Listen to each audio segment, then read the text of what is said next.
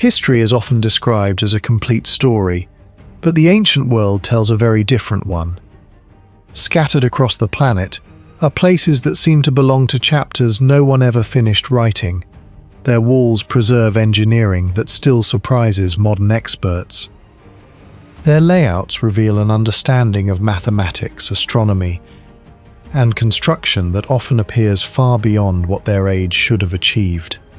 We can measure every stone, scan every chamber, and map every hidden passage. Yet the single question that matters most still survives untouched: how? With every new discovery, the line between accepted history and unanswered mystery grows thinner. Perhaps these monuments are not exceptions to history at all. Perhaps they are the missing pages that history has yet to recover.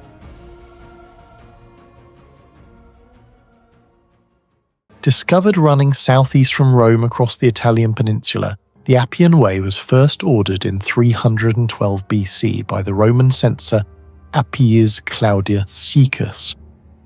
What began as a military road eventually stretched more than 580 kilometers toward Brindisi, becoming the most important transportation artery of the Roman Republic and later the Empire. Yet the real mystery is not its age. It is the fact that large sections of the road still survive after more than 2,300 years, while many modern highways collapse within decades. Beneath its massive basalt stones lies one of the greatest unsolved engineering achievements of the ancient world. The first thing archaeologists noticed about the Appian Way was that it was built nothing like ordinary ancient roads. Excavations revealed a multi-layered structure almost identical to modern highway engineering. Roman builders first compacted earth, then added large stones, smaller gravel, lime mortar, volcanic ash concrete, and finally massive polygonal basalt slabs on top. In some sections, the total depth exceeds 1 meter. The road was also slightly curved upward at the center, allowing rainwater to drain naturally toward the sides. Modern civil engineers call this a camber system, and it remains standard in highway construction today. What makes this shocking is the lifespan comparison.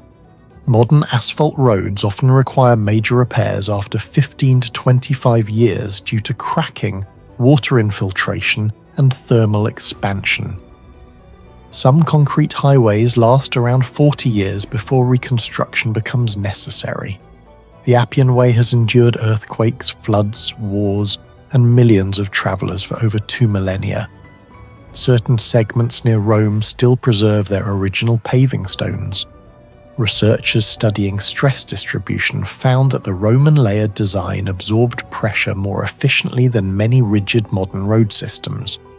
Instead of resisting movement completely, the structure flexed slightly under weight and vibration, reducing catastrophic cracking. The basalt stones themselves present another mystery. Many slabs weigh several hundred kilograms, while others exceed 1 ton. Yet they were transported across long distances without engines, cranes, or hydraulic machinery. Ancient Roman records describe carts, pulleys, wooden rollers, and animal labor, but historians still debate how such an enormous logistical operation maintained precision across hundreds of kilometers. Some stones fit together so tightly that even modern measuring blades struggle to pass between them. Archaeologists have found wheel ruts carved into the stone surfaces, proving centuries of intense traffic. Despite this wear, much of the road remained structurally stable. The precision of Roman surveying adds another layer to the mystery. The Appian Way is famous for its unusually straight alignment. Instead of following natural terrain, Roman engineers cut through hills, drained marshes, and constructed elevated foundations to preserve direct routes. Achieving this across hundreds of kilometers without satellite mapping or laser equipment seems almost impossible by ancient standards. Roman surveyors used tools such as the groma for straight lines and the chorobates for leveling. However, the accuracy they achieved continues to astonish researchers.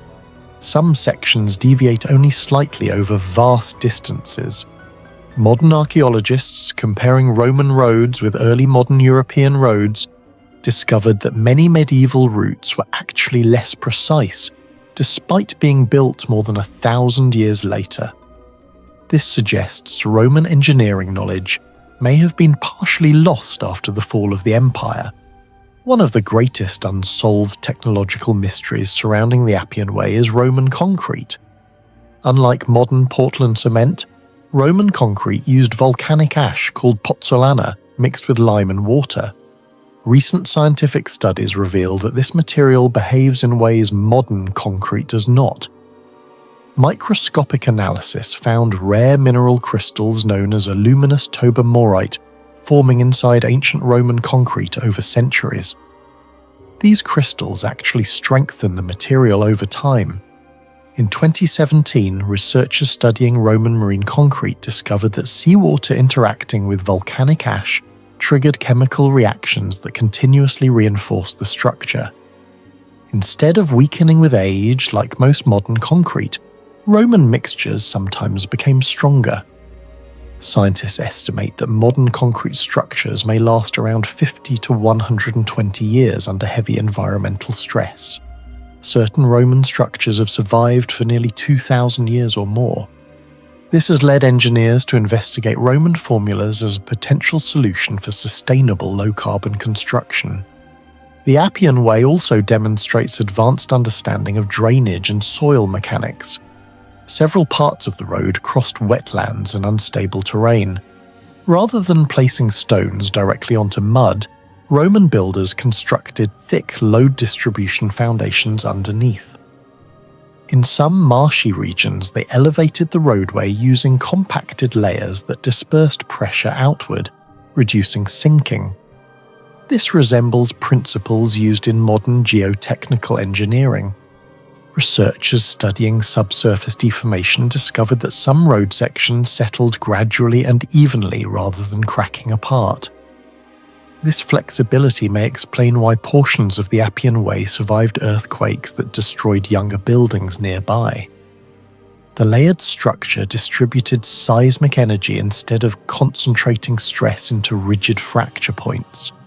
Similar principles are now used in earthquake-resistant architecture, but the mysteries surrounding the Appian Way extend below the surface. Along the road lies an enormous network of tombs, catacombs, and underground chambers. The catacombs of San Callisto alone contain roughly 20 kilometers of underground passageways spread across multiple levels. These tunnels were excavated with remarkable structural stability despite primitive tools and limited lighting. What puzzles researchers is the ventilation system. Air circulation inside many catacombs remains surprisingly effective even today. Some shafts appear positioned to create natural airflow through pressure differences between chambers. Whether this was intentional engineering or accidental design remains debated. The underground environment also preserved frescoes, inscriptions, and burial chambers for nearly 2,000 years despite humidity and temperature fluctuations. Another strange aspect is the durability of materials used near the catacombs. Roman mortar exposed to moisture underground often remained intact far longer than expected. Modern cement exposed to constant humidity frequently deteriorates through sulfate attack and cracking, yet many Roman underground structures still maintain cohesion. Chemical analysis suggests that volcanic minerals inside the mortar reacted slowly with groundwater, sealing microfractures over time. The sheer scale of the Appian Way raises logistical questions that remain difficult to answer. Building more than 580 kilometers of engineered roadway required staggering amounts of stone, labor, food, tools, and organization. Historians estimate tens of thousands of workers may have participated over several generations. Coordinating transportation, quarry operations, drainage systems, and surveying across such distances would challenge even modern infrastructure projects. The road transformed the Roman military machine. armies could march up to 30 kilometers per day along stable paved surfaces. Supply wagons moved faster and more reliably than on dirt tracks. Communication across the Republic accelerated dramatically. Some historians argue the Appian Way helped Rome dominate the Mediterranean not only through military strength, but through engineering superiority. Yet perhaps the most unsettling mystery is how advanced Roman infrastructure truly was compared to later civilizations. After the collapse of the Western Roman Empire, Europe lost the ability to maintain many of these roads properly. Some engineering methods vanished for centuries. Medieval roads often became muddy, uneven, and seasonally unusable despite existing in a supposedly more advanced historical era.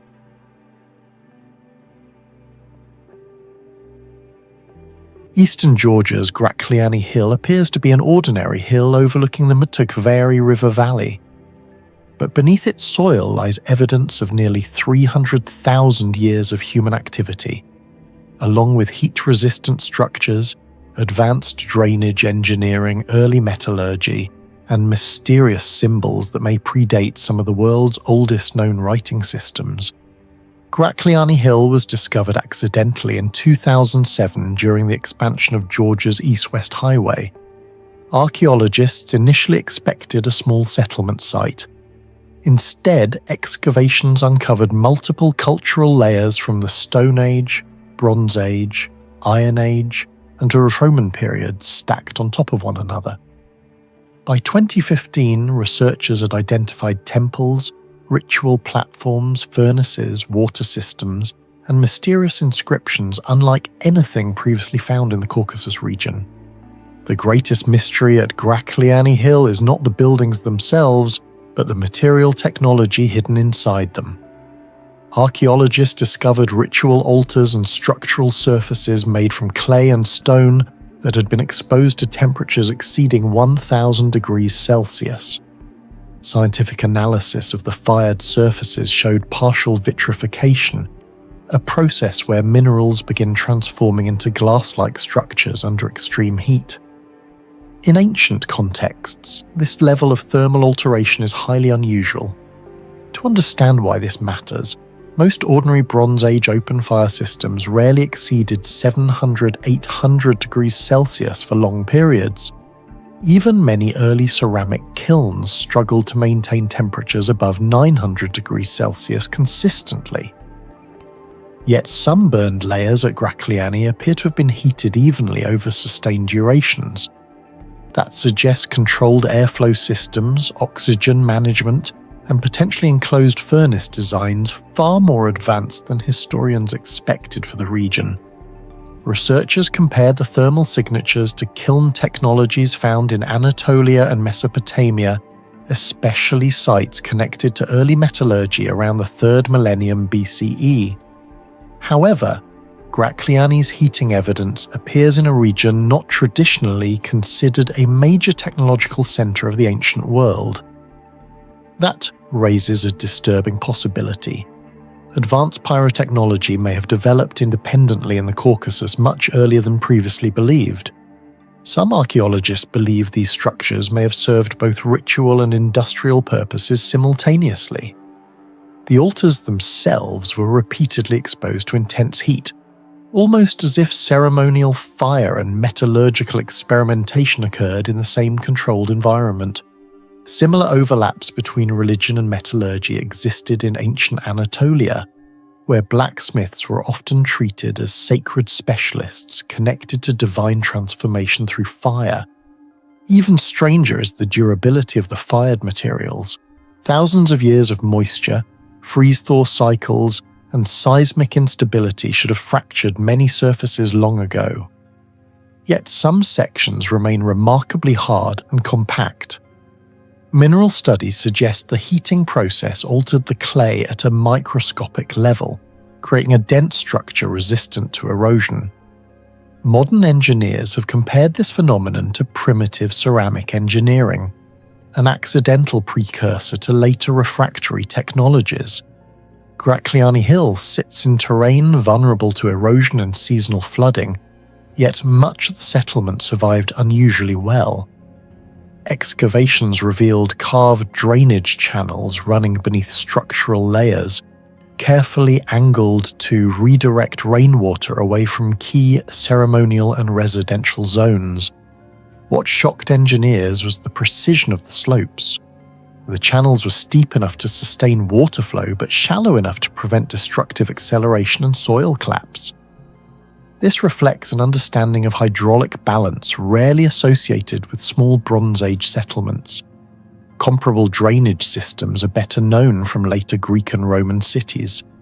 At sites like Knossos and Pergamon, sophisticated water control networks protected buildings from flooding and instability, but Gracliani predates many of these systems by centuries. The implication is difficult to ignore. Either advanced hydrological knowledge emerged independently in multiple regions, or technological exchange networks across Eurasia were far older and more complex than historians assumed. There are also signs the drainage systems were periodically rebuilt rather than abandoned. New construction phases followed the same hydraulic logic with minimal deviation, suggesting long-term engineering traditions passed across generations. In 2015, archaeologists uncovered engraved symbols carved deeply into a ritual platform at Gracliani Hill. The inscriptions immediately triggered international attention because of their estimated age, possibly dating to the early 3rd millennium BCE or earlier. If accurate, the symbols could rival or even predate some early writing traditions outside Mesopotamia and Egypt. The problem is that the symbols do not match known alphabets or scripts. Some resemble linear proto-writing systems similar to early Near Eastern markings used for administration and ritual notation. Others display repeated geometric structures suggesting intentional linguistic organization rather than decorative art. Several scholars compare the discovery to the undeciphered Vinca symbols of southeastern Europe, which some researchers controversially argue may represent one of the earliest symbolic communication systems in human history. Others see parallels with Proto-Caucasian markings that never evolved into surviving written languages. The inscriptions at Gracliani differ from random ritual scratches because of their placement and consistency. They appear carved deliberately into a sacred structure rather than scattered casually across pottery or tools. Microscopic analysis also indicates the grooves were made with controlled pressure using hard metal or stone instruments. If these markings truly represent a structured symbolic system, then the Caucasus may have been an independent center of early literacy completely overlooked by conventional history. That possibility changes far more than regional archaeology. It challenges the traditional narrative that writing emerged only from a few isolated cradles of civilization before spreading outward. Instead, symbolic systems may have evolved simultaneously across multiple advanced prehistoric societies. Another mystery buried at Gracliani Hill involves metallurgy. Archaeologists uncovered slag deposits, furnace remains, and traces of ore processing, suggesting the inhabitants possessed surprisingly advanced knowledge of metal production. Chemical analysis of slag fragments revealed evidence of sustained high-temperature reactions consistent with copper smelting. Some samples also suggest experimentation with iron-bearing minerals, though the exact scale remains debated.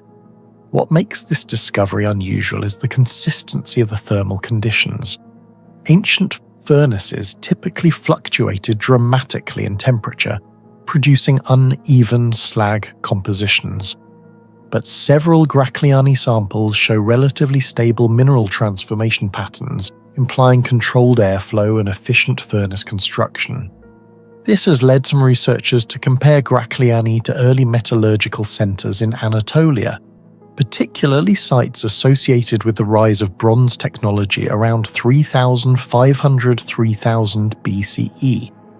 Yet Gracliani sits farther north, in a region rarely considered central to early industrial innovation. Some theories suggest the Caucasus may have served as a hidden transmission corridor linking Mesopotamian metallurgy with Eurasian steppe cultures.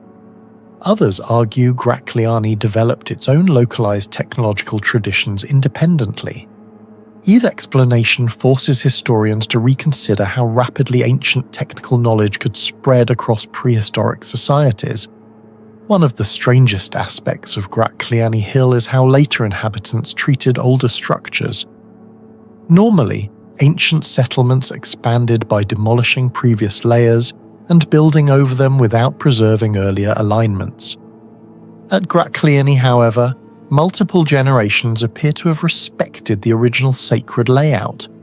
Several later structures were constructed directly along the same ritual axes as earlier buildings, with surprisingly small deviations. This suggests the location retained spiritual or ceremonial importance for thousands of years. The pattern resembles sacred continuity seen at places like Göbekli Tepe, where ritual spaces remained symbolically important long after their original builders disappeared. It also echoes Jerusalem's Temple Mount, where successive civilizations repeatedly rebuilt sacred architecture atop ancient foundations. Why Gracliani maintained this continuity remains unknown. Some archaeologists believe the hill functioned as a ceremonial knowledge center, where technical expertise, ritual practices, and elite authority merged together. Georgia lies in an active seismic zone, yet parts of Gracliani Hill survived remarkably well. Excavations revealed layered foundations made of gravel, clay, and stone that may have absorbed earthquake vibrations like primitive shock absorbers. The design resembles later anti-seismic techniques seen in Inca and Japanese architecture. Though the builders had no formal knowledge of seismic physics, they may have developed these methods through centuries of observation and adaptation.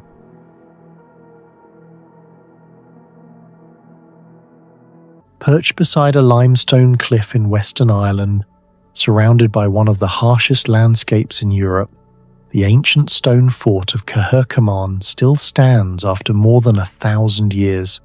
Built in the rocky wilderness of the Burren sometime between the 8th and 9th centuries CE, the fortress appears almost impossible. Massive stone walls weighing thousands of tons were constructed directly beside a steep drop of over 30 meters, in a region fractured by unstable karst limestone. Even modern engineers would approach such terrain cautiously. Yet the builders of Cahercamon created a structure so durable that large sections remain standing despite centuries of Atlantic storms, erosion, and temperature shifts. For decades, archaeologists classified Cahercamon as a simple Irish ring fort, but as excavations continued, the site began revealing details far more complex than expected. Beneath the surface of the stone walls was evidence of advanced engineering, unusual astronomical alignments, and signs of a social hierarchy far wealthier and more sophisticated than historians once believed possible for early medieval Ireland. The fortress was first systematically studied in the 1930s by Harvard archaeologists who carried out major excavations across the site. Their discoveries immediately raised new questions. Instead of a crude defensive enclosure, they uncovered a carefully planned multi-wall fortification system. Cahercamon was constructed with 3 concentric stone ramparts stretching across the only accessible side of the cliff, while the sheer rock face itself formed a natural defensive barrier behind it. This reduced the need for additional walls and demonstrated a highly strategic understanding of terrain optimization. Each excavation season uncovered something new. Archaeologists found iron-working evidence, animal remains, imported objects, and traces of high-status occupation. The discoveries suggested that Cahercamon was not an isolated farming settlement but a center of regional importance. Some researchers even proposed that it may have functioned as a political or ceremonial stronghold rather than merely a defensive refuge. One of the greatest mysteries surrounding Cahercamon is the engineering of its dry stone walls. The structure was built entirely without mortar. Thousands of limestone blocks were stacked with extraordinary precision, relying only on balance, weight distribution, and friction to remain stable. In several sections, the walls reached nearly 5 meters thick. Some individual stones weigh several hundred kilograms. This construction method resembles other ancient dry stone engineering traditions found across the world. The polygonal walls of Sacsayhuaman in Peru and the Bronze Age fortifications of Mycenae use similar principles of interlocking stone geometry to resist earthquakes and long-term structural stress. Yet Carhercamon was built in an isolated Irish limestone region with no evidence of advanced machinery, cranes, or mortar technology. How its builders achieved such structural precision using only basic tools remains unresolved. The geological setting makes the feat even more extraordinary. The Burren is a karst landscape formed from fractured, Carboniferous limestone over 320 million years old. The ground is uneven, cracked, and highly unstable in places. Modern geological surveys show that karst terrain is particularly vulnerable to subsidence and water erosion. Constructing a heavy stone fortress near a cliff edge in such conditions would require a deep, practical understanding of load distribution and foundation stability. Some sections of Carhercamon's walls also lean slightly inward, a technique known as battered wall construction. This subtle inward angle helps structures resist collapse by redirecting gravitational forces toward the base. The same principle appeared in several ancient civilizations, including Hittite fortifications in Anatolia and Inca stone architecture in the Andes. The presence of such design logic in early medieval Ireland raises difficult questions about the practical engineering knowledge possessed by its builders. Another major mystery involves the alignment of the fort itself. Researchers studying the site noticed that the main entrance and internal layout do not appear random. Certain openings align with distant limestone ridges and points along the horizon where the sun rises during key seasonal transitions. Although the evidence remains debated, some archaeologists believe Carhercamon may have incorporated astronomical observations into its design.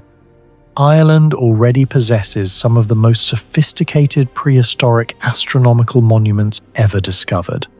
The Passage Tomb of Newgrange, built around 3200 BCE, famously aligns with the winter solstice sunrise, so precisely that sunlight illuminates its inner chamber for only a few minutes each year. Similar alignments exist at sites such as Lough Cairns and Carrowkeel.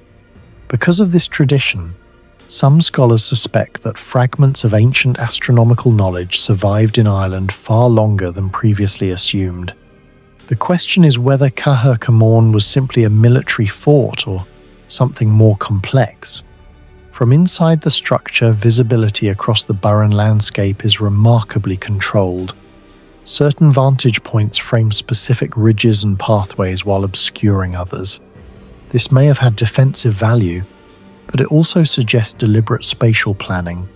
Some theories propose that the fort served ritual purposes tied to seasonal cycles, elite gatherings, or territorial symbolism. The scale of the site creates another puzzle. Carhercamon encloses an area of more than 1 hectare, large enough to shelter families, livestock, and storage facilities. Yet the surrounding Burren landscape is notoriously difficult for agriculture. Thin soils, exposed rock, and harsh Atlantic weather make large-scale farming challenging even today. Why would a community invest enormous labor into constructing a massive stone complex in such an unforgiving environment? One possible explanation lies in trade and regional control. The Burren occupies a strategic position near routes connecting inland Ireland to Atlantic coastal zones. Archaeological evidence suggests long-distance exchange networks existed in Western Ireland during the early medieval period. Imported objects found at Carhercamon indicate access to resources beyond the immediate region. This has led some historians to argue that the fort belonged to a powerful elite, controlling movement, trade, and political influence across the area. Excavations also revealed evidence of specialized activities uncommon for ordinary settlements. Iron slag and metalworking traces indicate on-site production or repair of tools and weapons. Animal bone analysis suggests selective consumption patterns associated with higher status communities. Some remains belong to younger cattle, which were economically valuable and usually reserved for feasting or elite use. These findings support the idea that Caer Coman was occupied by a wealthy and influential social class. Yet despite all these discoveries, enormous gaps remain in understanding the site. No written records describe its construction. No surviving Irish manuscripts explain the engineering techniques used. Archaeologists still debate how long the fort was occupied, whether it functioned continuously or if it served ceremonial purposes during certain periods of the year. Even the durability of the structure itself remains astonishing. Dry stone architecture is highly vulnerable to moisture penetration and freeze-thaw cycles. Western Ireland experiences constant humidity, salt-laden winds, and heavy rainfall exceeding 1,000 millimeters annually in some areas. Under such conditions, poorly balanced walls should gradually collapse. Yet many sections of Caer Coman survived for over a millennium. Modern structural engineers studying dry stone systems note that the fortress displays unusually efficient weight distribution and stone placement compared to many contemporary European structures. There are also signs that the visible ruins may represent only part of a much larger complex. Erosion around the cliff edge may have destroyed terraces, outer pathways, or secondary structures over centuries. Some researchers believe additional features once extended farther along the limestone plateau before natural collapse erased them from the landscape. Do you think Caer Coman was simply a fortress? Or could it have been part of a much larger ceremonial and astronomical system lost to history? Share your thoughts in the comments below. On the White Cliffs of southeastern England, overlooking the narrowest point of the English Channel, Dover Castle has guarded Britain for nearly 2,000 years. Only 34 kilometres separate Dover from continental Europe, making this one of the most strategically important military positions in Western history. But beneath its medieval walls lies something far stranger. Evidence that multiple civilizations may have possessed engineering knowledge far beyond what historians once believed. The site was first identified by Roman forces shortly after the invasion of Britain in 43 AD. Archaeological excavations revealed Roman foundations, signal systems, deep wells, military storage chambers, and one of the oldest surviving Roman lighthouses in the world. Yet the more researchers studied Dover Castle, the more impossible its survival began to seem. The fortress stands on unstable chalk cliffs, constantly exposed to salt air, rain, wind erosion, and geological movement. Modern concrete structures near coastlines often deteriorate within decades due to chloride penetration and moisture damage. Yet parts of Dover's Roman masonry have survived almost 20 centuries. Even more mysterious are the underground tunnel systems, shock-resistant defensive walls, hidden water technologies, and optical communication networks that appear centuries ahead of their time. What exactly did the builders of Dover Castle understand about engineering, geology, and military science? And why do some of its technologies resemble concepts used in modern defense systems? Inside the castle complex stands the Roman Pharos, built sometime during the 1st century AD. Originally nearly 24 meters tall, it served as a navigational lighthouse for Roman ships crossing the Channel. Today, it remains one of the best preserved Roman structures in Britain. The mystery is not merely its age.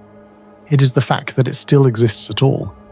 Coastal structures face some of the harshest environmental conditions on Earth.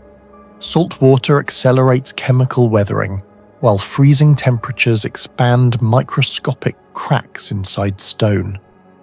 Over centuries, these cycles normally destroy ancient masonry, yet large sections of the Pharos remain structurally stable after nearly 2,000 years. Scientific analysis suggests the Romans used a sophisticated lime mortar mixed with crushed ceramic fragments. This mixture created a pozzolanic reaction, a chemical process similar to modern hydraulic cement. When exposed to moisture, the material continued hardening over time rather than weakening. Modern researchers comparing Roman concrete with modern Portland cement discovered something astonishing. Some Roman marine concretes show lower long-term cracking rates than many modern materials. In certain studies, Roman harbour concrete demonstrated exceptional resistance to seawater due to mineral growth within microscopic fractures. At Dover, this ancient chemistry may explain why Roman sections survived while later medieval repairs deteriorated faster. The engineering precision is equally strange. The lighthouse walls gradually taper upward, reducing stress loads while maintaining stability against powerful channel winds. This principle resembles load distribution calculations still used in modern tower construction. Some historians argue the Romans simply relied on experience. Others believe they possessed a practical understanding of material science far more advanced than previously assumed. Beneath Dover Castle lies a massive tunnel system carved deep into chalk bedrock. Some tunnels were expanded during the Napoleonic Wars and World War II, but archaeologists believe portions may follow much older underground routes dating back to medieval or even Roman military activity. The engineering problem is enormous. Chalk is relatively soft and vulnerable to collapse when exposed to moisture or vibration. Modern tunneling projects in chalk formations require extensive reinforcement systems, yet many sections beneath Dover remained stable for centuries with surprisingly limited structural support. Researchers studying the tunnels noticed something unusual about their geometry. Certain corridors curve slightly instead of following straight lines. At first, historians assumed this was due to primitive excavation methods, but structural engineers later proposed another explanation. Curved tunnels distribute stress waves more effectively than perfectly straight passages. This means the tunnel system may have been intentionally designed to reduce collapse risk from impacts, vibrations, or enemy attacks. Similar concepts appear in modern blast-resistant military bunkers. Ventilation is another unresolved mystery. Deep underground chambers normally suffer from humidity buildup, oxygen depletion, and toxic smoke accumulation. Yet several Dover tunnel sections demonstrate surprisingly effective passive airflow. Temperature differences between upper and lower shafts may have created natural air circulation systems similar to those later used in underground fortresses during the Second World War. Comparisons have even been made to the underground cities of Cappadocia in Turkey, where ancient builders engineered airflow systems advanced enough to support thousands of people below ground. How medieval or Roman engineers understood these geological principles without modern instruments remains unclear. Dover Castle's defensive walls contain another engineering mystery. Many wall segments are not perfectly straight. For centuries, historians believed this resulted from inconsistent medieval construction. But modern military analysis suggests these irregular angles may have been intentional. Straight walls concentrate impact energy when struck by siege weapons. Slightly angled surfaces help disperse force across a larger area, reducing catastrophic collapse. This principle resembles modern ballistic deflection systems used in armored vehicles. The internal structure of the walls is equally sophisticated. Outer stone layers surround a core filled with rubble, mortar, and smaller stones. This layered design behaves similarly to composite materials, combining rigidity with shock absorption. When trebuchets launch projectiles weighing over 100 kilograms at medieval fortifications, most walls cracked at stress concentration points. Yet parts of Dover's fortifications absorbed repeated impacts without total structural failure. Some engineers compare the concept to earthquake-resistant masonry systems, where controlled flexibility prevents sudden collapse. The fortress also uses elevation strategically. Positioned approximately 110 meters above sea level, Dover Castle dominates both coastline and inland approaches. This height advantage created overlapping defensive sightlines capable of detecting enemy movement far earlier than lower fortresses. Military historians later called Dover the key to England. But the deeper question remains: how did medieval builders intuitively understand structural mechanics centuries before formal engineering science existed? Dover's location allowed direct visual communication across vast distances. Long before telegraphs or radio, this fortress may have operated as part of an advanced optical signalling network stretching across southern Britain. Evidence of beacon platforms and fire warning systems exists throughout the region. Roman and later Saxon defences likely used elevated signal fires to transmit military alerts between coastal positions. But some researchers suspect the system was far more sophisticated than simple fires.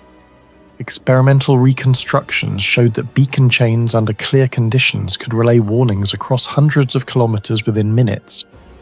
Variations in flame timing, intensity, or sequence may have functioned as coded messages, essentially an ancient form of optical telegraphy. The concept resembles later semaphore systems developed in 18th century Europe. Yet Dover's signalling traditions may predate them by over 1,000 years. Roman military manuals also describe coordinated communication networks using mirrors, torches, and elevated towers. Combined with Dover's strategic position facing continental Europe, the fortress may have served as an intelligence and surveillance hub far beyond what historians traditionally imagined. If true, Dover Castle was not merely a fortress. It was part of an ancient information network. One of the greatest challenges for any medieval fortress was water. Without reliable water access, even the strongest castle could fall during siege warfare. Yet Dover Castle maintained long-term survivability despite sitting atop highly porous chalk terrain where rainwater drains rapidly underground. Ancient engineers solved this problem through deep wells cut directly into bedrock. Some wells descend more than 100 feet into the chalk aquifer below. Excavating vertically through unstable rock using ancient tools required astonishing precision. A small directional error could miss underground water sources entirely. Modern hydrogeologists believe ancient builders may have identified groundwater through subtle environmental clues. Vegetation patterns, humidity changes, mineral deposits, or seasonal temperature differences in rock fissures. The system also included rainwater collection and storage technologies designed to minimize contamination during siege conditions. This was critically important because disease often killed more defenders than enemy attacks. Compared to many medieval cities suffering from polluted water systems, Dover's infrastructure appears unusually advanced and strategically planned.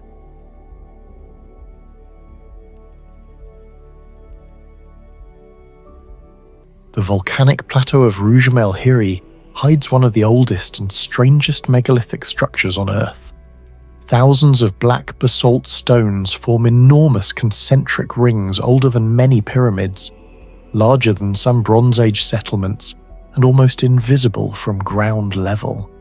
The site has puzzled archaeologists for decades. No one fully agrees on who built it, how they measured it, or why its massive stone circles appear aligned with the sky itself. Unlike famous ancient monuments that dominated historical records, Rujum el Hiri remained largely unknown for centuries because its true shape cannot easily be recognized from the ground. The structure blends into the dark basalt landscape of the Golan Heights, around 16 kilometers east of the Sea of Galilee. The site was properly identified only after aerial surveys conducted during the 20th century revealed its enormous circular geometry. From above, archaeologists suddenly saw a giant system of concentric stone rings surrounding a central cairn. The entire complex spans roughly 150 meters in diameter and contains an estimated 40,000 tons of basalt rock.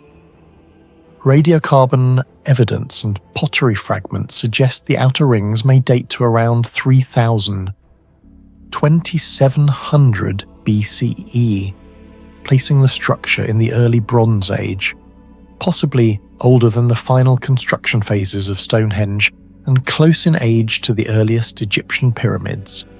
But unlike Egypt or Mesopotamia, no major urban civilization existed nearby that could easily explain the planning and labor required for such a massive construction. The greatest mystery surrounding Rujum el-Hiri is not simply its size, it is its apparent astronomical precision. Several archaeoastronomers discovered that openings within the stone rings align closely with the sunrise during the summer solstice, while other corridors appear linked to equinox positions and seasonal solar movements. This suggests the builders were tracking the sun with surprising accuracy thousands of years before advanced scientific instruments officially existed in the region. One narrow entrance in particular appears oriented toward the solstice sunrise, as it would have appeared around 3000 BCE. Because Earth's axial tilt slowly changes over millennia through a process called axial precession, these alignments no longer match perfectly today. Ironically, that imperfection became evidence that the structure truly is ancient. To determine solstice points accurately, ancient observers would have needed long-term horizon observations, seasonal tracking over many years, stable geometric reference points, knowledge of angular consistency, and methods for transferring celestial observations into architectural layouts. Even a 1-degree error across a structure nearly 150 meters wide would significantly distort the geometry, yet many sections remain surprisingly coherent despite thousands of years of erosion. Researchers have compared the site to other ancient observatories such as Nabta Playa and the solar alignments of Chaco Culture National Historical Park. But Rujum el-Hiri differs in one critical way.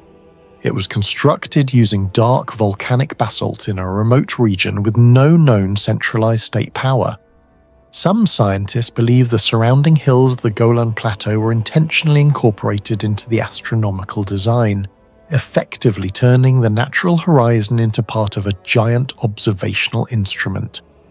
If true, the builders were thinking not merely as laborers, but as landscape engineers capable of integrating terrain, sunlight, seasonal motion, and architecture into a single functioning system. For a society from the early Bronze Age, that level of environmental calculation remains extremely difficult to explain. Basalt is one of the hardest volcanic stones commonly found in the ancient world, significantly heavier and more difficult to shape than limestone. Yet the people of Rujum el-Hiri moved and arranged approximately 40,000 tons of it into massive concentric circles without evidence of advanced metal tools, wheeled transport systems, or large domesticated draft animals. That creates a major engineering paradox. Archaeologists estimate some stones weigh several hundred kilograms each. Even if smaller groups carry them manually, the logistics would still have required coordinated labor on a scale difficult to explain for scattered pastoral communities of the early Bronze Age. The geometry itself deepens the mystery. Maintaining nearly circular rings across large distances requires some method of centralized measurement. Modern researchers suspect the builders may have used central anchor poles, rope-based radius measurement systems, primitive surveying techniques, and celestial reference markers. The structure contains multiple concentric walls, some over 3 meters thick, arranged in patterns that appear deliberate rather than random. This level of planning resembles later monumental architecture from civilizations far more socially organized. Engineers comparing ancient sites have noted that even slight angular inconsistencies would distort the circles dramatically over such distances, yet many sections maintain consistent curvature despite millennia of collapse and environmental damage. The unavoidable question is how a prehistoric society with limited technology achieved this scale of precision. At the center of Rujum el-Hiri lies a massive stone cairn often interpreted as a burial chamber, but excavations revealed something deeply strange. Evidence suggests the cairn may have been added centuries after the outer rings were already constructed. This discovery completely changed how archaeologists interpret the monument. If the burial structure came later, then the original purpose of the site may have had nothing to do with funerary rituals at all.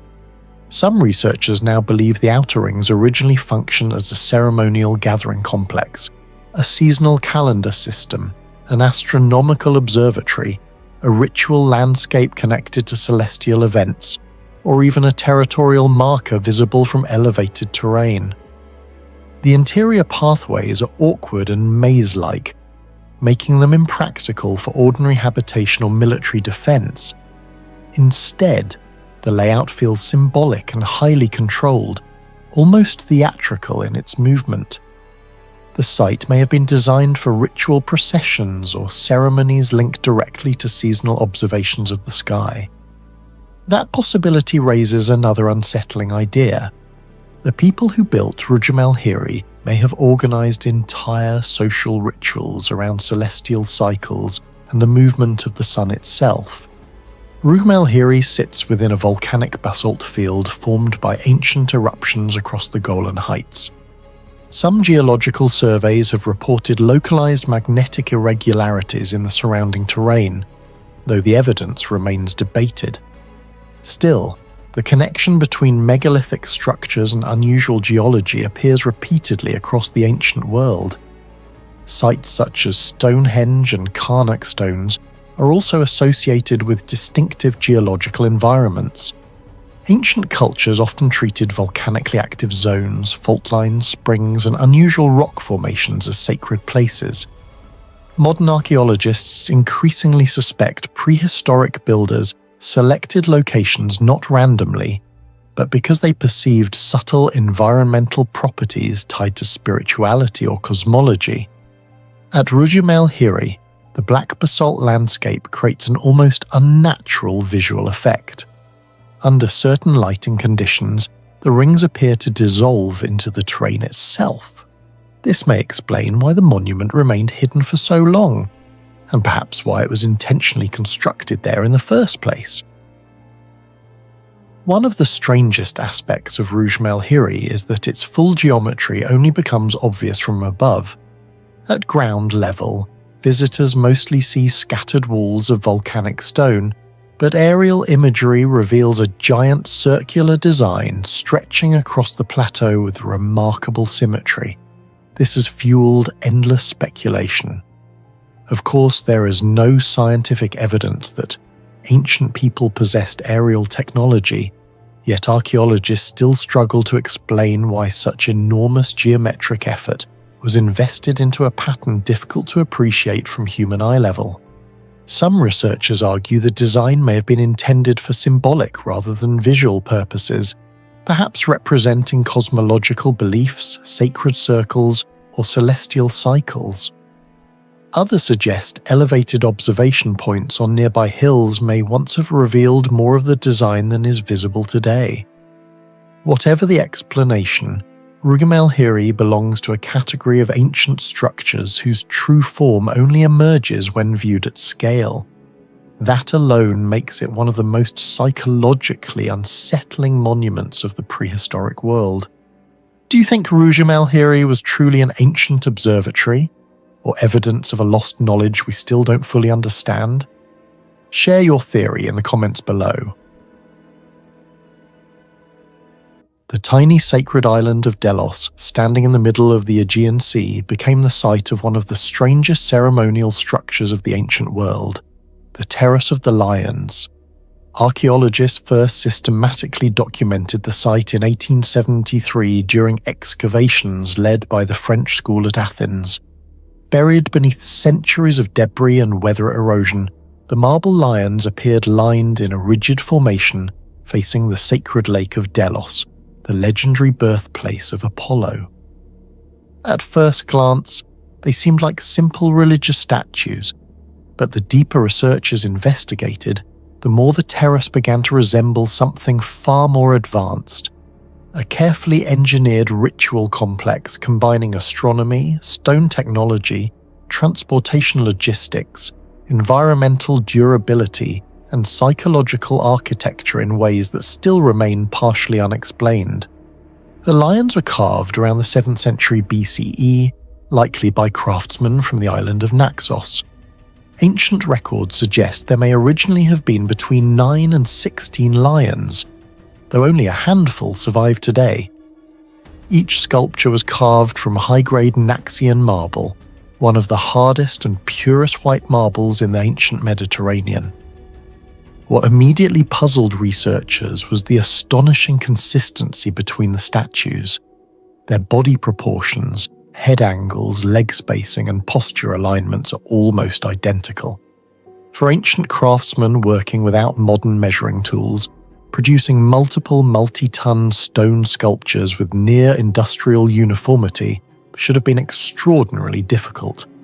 Modern surface analysis revealed repeating chisel patterns and precision groove depths that suggest the sculptors may have used standardized carving systems or measurement templates. Some archaeologists compared the consistency to modular construction techniques seen much later in Roman engineering. The lions appear less like individually crafted artworks and more like components manufactured according to a strict geometric system. This is highly unusual for the archaic Greek period, when sculpture was still believed to be transitioning from primitive forms into naturalistic design. Even more mysterious is the transportation problem. Naxos lies roughly 100 kilometers from Delos across open Aegean waters. Each lion likely weighed several tons before carving. Ancient workers would have needed to quarry the marble from mountain deposits, transport massive blocks downhill without iron cranes, move them onto wooden ships, survive unpredictable sea currents, unload them onto Delos, and then precisely position them along the ceremonial terrace. The engineering challenge becomes even more extreme when compared with other ancient transport mysteries. The Moai statues of Easter Island were moved across land using rope systems and manpower. The trilithon stones of Baalbek may have required Roman lifting technology. But the Terrace of the Lions demanded both maritime stability and precision unloading operations, centuries before the peak of Greek naval engineering. Some experimental archaeologists estimate that even transporting one unfinished marble lion across the Aegean using reconstructed ancient ships would have required advanced ballast control and careful wave timing. Yet the ancient Greeks somehow moved an entire ceremonial line of them. The placement of the lions may be the greatest mystery of all. The statues were not arranged randomly. They faced eastward toward the sacred lake, aligned along a processional route leading toward Apollo's sanctuary. Several archaeoastronomers studying Delos noticed that the orientation of the terrace corresponds closely with sunrise positions during important religious festivals associated with Apollo. During certain seasons, sunlight would strike the lions sequentially as dawn moved across the horizon, creating the illusion that the statues were gradually awakening in light. This has led some researchers to propose that the terrace functioned as a ritualized astronomical corridor rather than simple decoration. Similar ceremonial alignments appear at Stonehenge, the Temple of Karnak in Egypt, and Chaco Canyon in North America. But Delos is unusual because the astronomical effect may have been integrated directly into psychological movement. Pilgrims entering the sacred zone would walk beside a synchronized line of illuminated predators facing the rising sun. The architecture itself may have been designed to manipulate emotional perception, fear, reverence, submission, and awe, long before modern theories of environmental psychology existed. The lions themselves also raise symbolic questions. There were no native lion populations on Delos. In fact, lions had largely disappeared from mainland Greece centuries earlier. Yet throughout the ancient world, lions repeatedly appeared in sacred architecture connected to solar power, divine kingship, or threshold protection. The Lion Gate of Mycenae, the Lion Guardians of Mesopotamia, and Egyptian sphinxes all served as symbolic protectors between ordinary space and sacred territory. The Delos lions may have performed the same function, creating a controlled spiritual boundary around Apollo's birthplace. But unlike many ancient guardian statues, the Delos lions possess unusually aggressive anatomical styling. Their open mouths, stretched bodies, and forward-facing gaze create a visual compression effect when viewed from certain angles along the terrace. Modern architectural simulations suggest the spacing between statues may have been deliberately calibrated to intensify this visual effect for approaching pilgrims. In other words, the builders may have understood how repetitive geometry could psychologically amplify intimidation and sacred authority. Then there is the durability problem. Delos sits in a harsh marine environment exposed to salt air, intense UV radiation, seasonal storms, and temperature fluctuation. Marble normally deteriorates significantly under these conditions through granular disintegration and salt crystallization. Yet many portions of the lion survived over 2,500 years with recognizable anatomical detail still intact. Microscopic examinations detected unusual calcite recrystallization layers on parts of the marble surface. Some researchers believe repeated salt exposure naturally formed a protective mineral skin over time. Others argue the marble may have been intentionally polished or treated using organic compounds or mineral coatings now lost to history. Similar mysteries surround Roman marine concrete, which grows stronger in seawater, and certain Maya pigments that resisted tropical decay for centuries. If the Delos lions were intentionally treated, it would suggest ancient Greek craftsmen possessed a deeper understanding of material preservation than traditionally assumed. The broader island of Delos only deepens the mystery. Despite being small, rocky, and lacking major natural freshwater sources, Delos became one of the most important religious and commercial centers in the Mediterranean. Archaeologists uncovered sophisticated drainage systems, underground cisterns, hydraulic channels, and carefully engineered street grids across the island. Some water systems maintained pressure gradients despite uneven terrain, while certain foundations show evidence of anti-seismic stabilization methods using layered stone flexibility. This creates a larger unanswered question. How advanced was Greek engineering during the Archaic period really? Traditional history often portrays early Greece as technologically primitive compared to later Rome, but Delos challenges that assumption. The Terrace of the Lions demonstrates coordinated stone standardization, long-distance maritime logistics, environmental durability, astronomical orientation, and large-scale ceremonial urban planning centuries before many historians believed such integration was possible. Comparisons become unavoidable. The precision transport recalls the unfinished obelisk systems of Egypt. The ritual alignment resembles Newgrange and Stonehenge. The psychological corridor effect mirrors later Roman imperial architecture. The environmental resilience echoes Roman marine engineering. Yet the Terrace of the Lions predates many of these systems, or developed independently from them. What do you think the Terrace of the Lions was truly built for? A sacred ritual pathway, an ancient astronomical system, or something far more advanced that historians still don't fully understand? Share your thoughts in the comments below.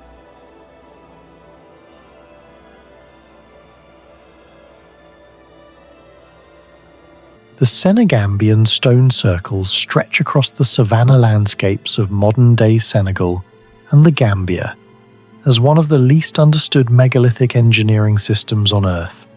More than 1,000 stone circles and nearly 30,000 carved monoliths extend across over 100 kilometers of West African terrain. No surviving written language explains who designed them, and no surviving blueprint reveals how they were organized. Yet the precision of their geometry, the scale of their construction, and the engineering hidden beneath the soil suggest a civilization far more sophisticated than historians once believed. The modern world only began to understand the scale of the site during colonial-era surveys in the 19th and early 20th centuries. Early explorers initially assumed the stones were random tribal monuments or simple burial markers, but systematic excavations later revealed something far more complex. Archaeologists uncovered carefully planned circular formations, deep burial chambers, iron artifacts, trade goods, and evidence of long-term construction phases spanning more than 1,000 years. Radiocarbon dating eventually placed much of the construction between the 3rd century BCE and the 16th century CE, making the system contemporaneous with powerful medieval kingdoms across Africa and Europe.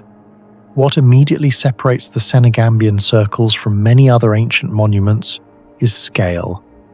The site contains over 17,000 individual stones in documented zones alone. Some monoliths stand more than 2.5 meters tall and weigh up to 10 tons. Most were carved from laterite, an iron-rich stone that becomes extremely hard after exposure to air. Modern geologists note that laterite is difficult to shape consistently without strong cutting tools because its density changes as it oxidizes, yet thousands of these stones display remarkably similar cylindrical forms. This raises one of the oldest mysteries surrounding the site. How were these stones quarried and shaped with such consistency? Unlike Egypt or Rome, there is no evidence of large-scale surviving machinery, advanced pulley systems, or extensive metal workshops associated with the circles. Iron tools existed in West Africa during this period, but archaeologists still debate whether the available metallurgy was sufficient to mass-produce monoliths with this degree of uniformity. Some stones show flattened surfaces and symmetrical shaping that appear intentional rather than naturally fractured. Even more puzzling, several quarries identified near the site are located kilometers away from the final construction zones. Transporting stones weighing multiple tons across unstable seasonal terrain would have required enormous coordination. During the rainy season, much of the region becomes muddy and difficult to traverse. Without paved roads or evidence of wheeled transport systems on a large scale, researchers believe labor crews may have relied on sledges, wooden rollers, or compacted earthen pathways. But no direct physical evidence survives to fully confirm the methods used. But the greatest mystery may lie not in the stones themselves, but in their geometry. Across multiple sites including Wasu, Sine Ngayen, and Wana, the circles display astonishing dimensional consistency. Many measure between 4 and 6 meters in diameter with nearly equal spacing between individual monoliths. In some formations, deviations between stone intervals are minimal, despite the monuments being built centuries apart. Archaeologists were stunned by how standardized many of these circles appeared. Such consistency suggests the builders used repeatable measuring systems rather than visual estimation alone. Some researchers propose that the engineers may have employed central stake and rope techniques similar to methods believed to have been used at Stonehenge. By anchoring a fixed pivot point and rotating a measured cord around it, ancient builders could theoretically produce near-perfect circles over large construction areas. Yet the precision seen at Senegambia goes beyond rough ceremonial geometry. Several circles maintain highly balanced spatial proportions even after partial collapse. In some cases, the orientation of entrance stones appears deliberately aligned relative to neighboring formations. Statistical studies conducted on certain clusters suggest the placements are unlikely to be entirely random. This has led some researchers to question whether the builders possessed a more advanced geometric tradition than previously assumed for the region. What makes this especially controversial is the absence of surviving educational infrastructure. No mathematical tablets, no engineering diagrams, and no carved measurement scales have ever been discovered. And yet, the circles repeatedly demonstrate evidence of organized planning. Comparisons with other megalithic cultures only deepen the mystery. At Stonehenge, researchers found evidence of astronomical alignments tied to the solstices. In ancient Egypt, geometric planning was linked to centralized state bureaucracy and written mathematics. But in Senegambia, the engineering appears disconnected from the kinds of administrative systems historians normally associate with monumental architecture. There are no giant palaces nearby, no massive urban ruins, and no royal inscriptions claiming ownership. Instead, the circles seem to emerge from a decentralized culture capable of organizing labor across generations, without leaving behind the bureaucratic fingerprints normally expected from large engineering projects. Even more mysterious is how the stones were erected. Many monoliths remain almost perfectly vertical despite centuries of erosion, flooding, and shifting ground pressure. Excavations revealed that some stones were buried deep underground at carefully calculated depths that helped stabilize their center of gravity. Engineers studying the foundations found that several circles used surprisingly effective weight distribution techniques. The deeper foundation pits prevented tilting even in water-saturated soil conditions. For a civilization with no surviving mathematical texts, the structural understanding demonstrated here is extraordinary. Some of the strangest stones add another layer of uncertainty. At several sites, archaeologists discovered rare bifurcated stones shaped almost like the letter Y. These monoliths are extremely unusual within African megalithic traditions. Unlike ordinary standing stones, they appear intentionally sculpted into branching forms. Their function remains unknown. Some theories suggest they served as symbolic markers tied to elite burials or ritual status, while others speculate they may have represented cosmological ideas or clan identities. But manufacturing such shapes from brittle laterite would have required careful control during carving. A single mistake could fracture the entire stone. The fact that multiple examples survive suggests the builders possessed specialized stoneworking knowledge that has since disappeared. Beneath many circles, archaeologists uncovered complex burial systems containing iron weapons, copper ornaments, ceramics, and glass beads imported through trans-Saharan trade routes. Chemical analysis of certain beads indicates links to North Africa and possibly the Middle East. This suggests the civilization responsible for the circles was not isolated, but connected to larger economic networks spanning thousands of kilometers.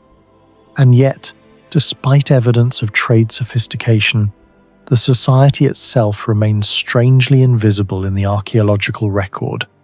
No confirmed capital city has been identified, no surviving chronicles describe the builders directly, and no clear ethnic continuity has been definitively established. It is as if the engineering survived longer than the identity of the people who created it. Some researchers also suspect the circles may contain astronomical significance. Certain formations appear oriented towards seasonal solar positions associated with rainfall cycles critical for agriculture. In a region heavily dependent on predictable monsoon timing, even basic solar observation could have carried enormous practical value. However, unlike the clearer solar alignments documented at Stonehenge or Newgrange, the astronomical evidence in Senegambia remains disputed. Critics argue many alignments may simply result from pattern recognition imposed by modern observers. Still, the repeated directional similarities between multiple circles continue to fuel debate. Perhaps the most unsettling aspect of the Senegambian circles is not what archaeologists have discovered, but what they have not. to quarry tens of thousands of stones, to transport them across difficult terrain, to standardize their geometry, to organize labor over centuries, and to preserve structural stability in tropical conditions, all without leaving behind a conventional historical record, suggests the existence of a sophisticated organizational system that history barely remembers. What do you think these mysterious stone circles were truly built for? Were they purely ceremonial burial sites, or evidence of a lost engineering tradition far more advanced than historians realize? Share your thoughts and theories in the comments below. Mother Shipton's cave hides a stream capable of turning ordinary objects into stone. Hats, shoes, teddy bears, even bicycles slowly harden beneath its water. For centuries, people believed the cave was cursed. Modern science proved the process is real, but still cannot fully explain why it works so perfectly. The cave became widely known during the 1600s after travelers documented strange petrified objects hanging beneath the spring. Early scholars believed the phenomenon was supernatural until chemical studies in the 18th and 19th centuries linked the process to mineral-rich water saturated with calcium carbonate. The greatest mystery surrounding Mother Shipton's cave is not the legend of prophecy, but the water itself. The cave's famous petrifying well can coat organic material in thick mineral layers at a speed that appears scientifically unnatural. In most limestone cave systems, mineral structures such as stalactites grow extremely slowly, often less than 0.1 millimeters per year, meaning some formations require thousands of years to become visible. Yet at Mother Shipton's cave, objects can become heavily mineralized within only a few months. The spring water contains unusually high concentrations of dissolved calcium carbonate. As underground water moves through layers of magnesian limestone formed roughly 250 million years ago during the Permian period, it absorbs minerals under pressure. Once the water reaches open air, carbon dioxide rapidly escapes, forcing calcium carbonate to crystallize almost instantly onto nearby surfaces. Scientifically, the process resembles accelerated travertine formation, similar to what occurs at Pamukkale in Turkey or Mammoth Hot Springs in Yellowstone. However, the true mystery is stability. For this phenomenon to continue for centuries, the underground system must maintain an extremely precise balance involving mineral saturation, pH levels, water flow, pressure and temperature. Even minor environmental fluctuations normally disrupt mineral precipitation systems. At Yellowstone, mineral terraces constantly change shape as water chemistry shifts. At Pamukkale, the white travertine pools form only under narrow environmental conditions. But Mother Shipton's cave behaves more like a miniature geological machine that has remained active for hundreds of years with unusual consistency. Researchers have measured calcium carbonate concentrations high enough to create rapid incrustation on exposed surfaces, yet nobody fully understands why the spring maintains such efficiency without major decline over centuries. Some geologists suspect deep underground channels continuously replenish dissolved minerals from hidden limestone reservoirs, while others believe microbial biofilms may stabilize crystal formation by acting like microscopic scaffolding that accelerates calcite deposition. Similar microbial activity has been observed in cave systems across Italy and Croatia, but the exact mechanism here remains unresolved. This is why some materials scientists compare the cave to a natural industrial coating system. Modern industries require controlled reactors, pressure regulation, and chemical stabilizers to reproduce comparable mineral deposition. Mother Shipton's cave performs the process naturally, continuously, and without machinery. Even more disturbing is the level of preservation. Many petrified objects retain delicate details beneath the mineral shell. Threads, textures, and surface patterns often remain recognizable long after mineralization. Normally, mineral replacement destroys fragile organic structures, but here the calcite crust sometimes acts as a protective shell before decay can occur. The process resembles fossilization compressed into human time scales, something that should not happen this quickly. The deeper scientists studied the cave, the stranger it became.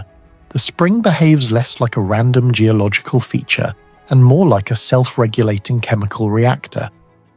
Water emerges at nearly ideal conditions for rapid calcite precipitation, suggesting the underground hydrology is unusually stable.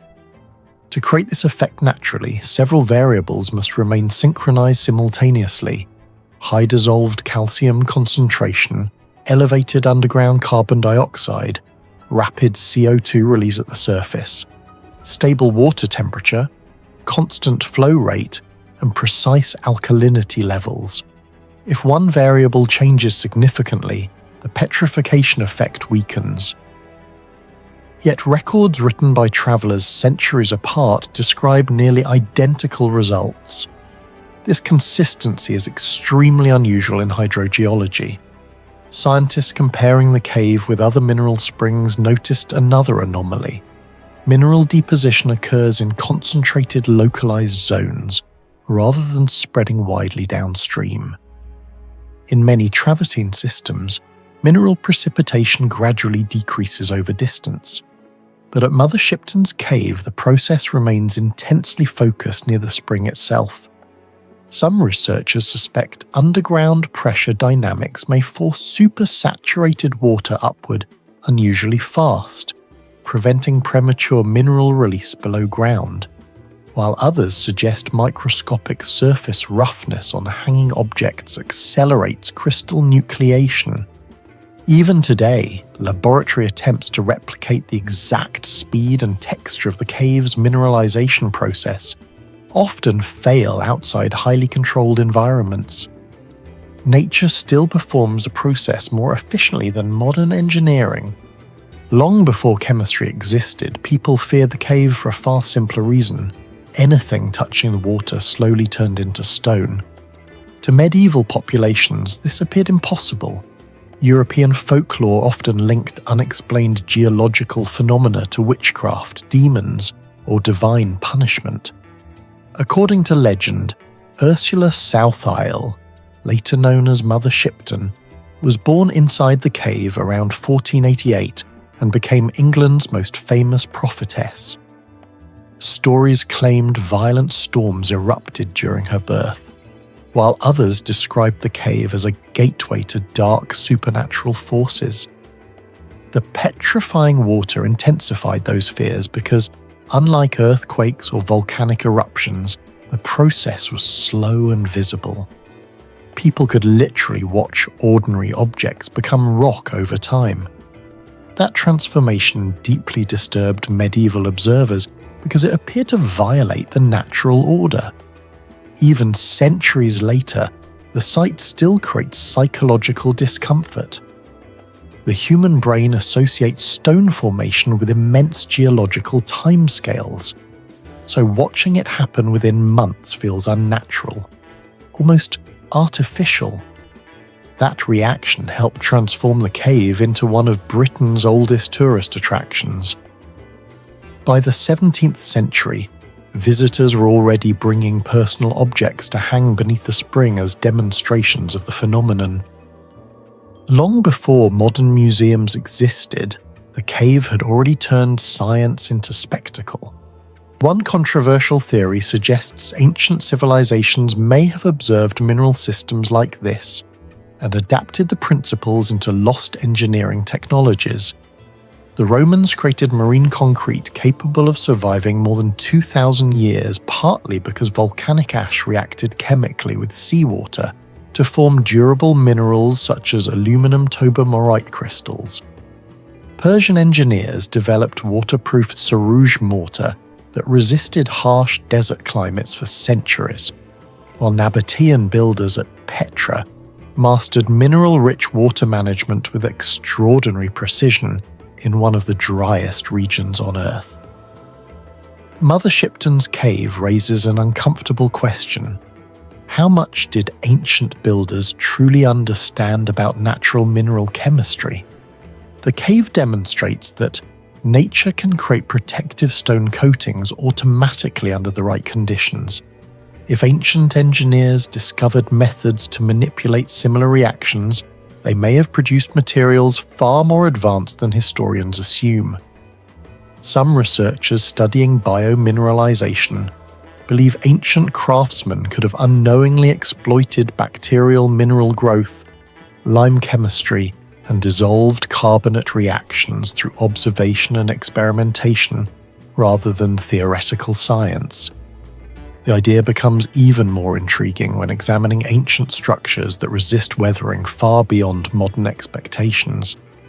In several Roman harbours, mineral reactions actually strengthened concrete over time instead of weakening it.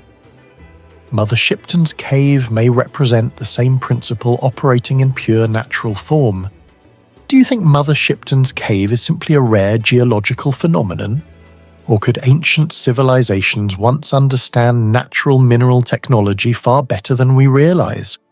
Share your thoughts in the comments below.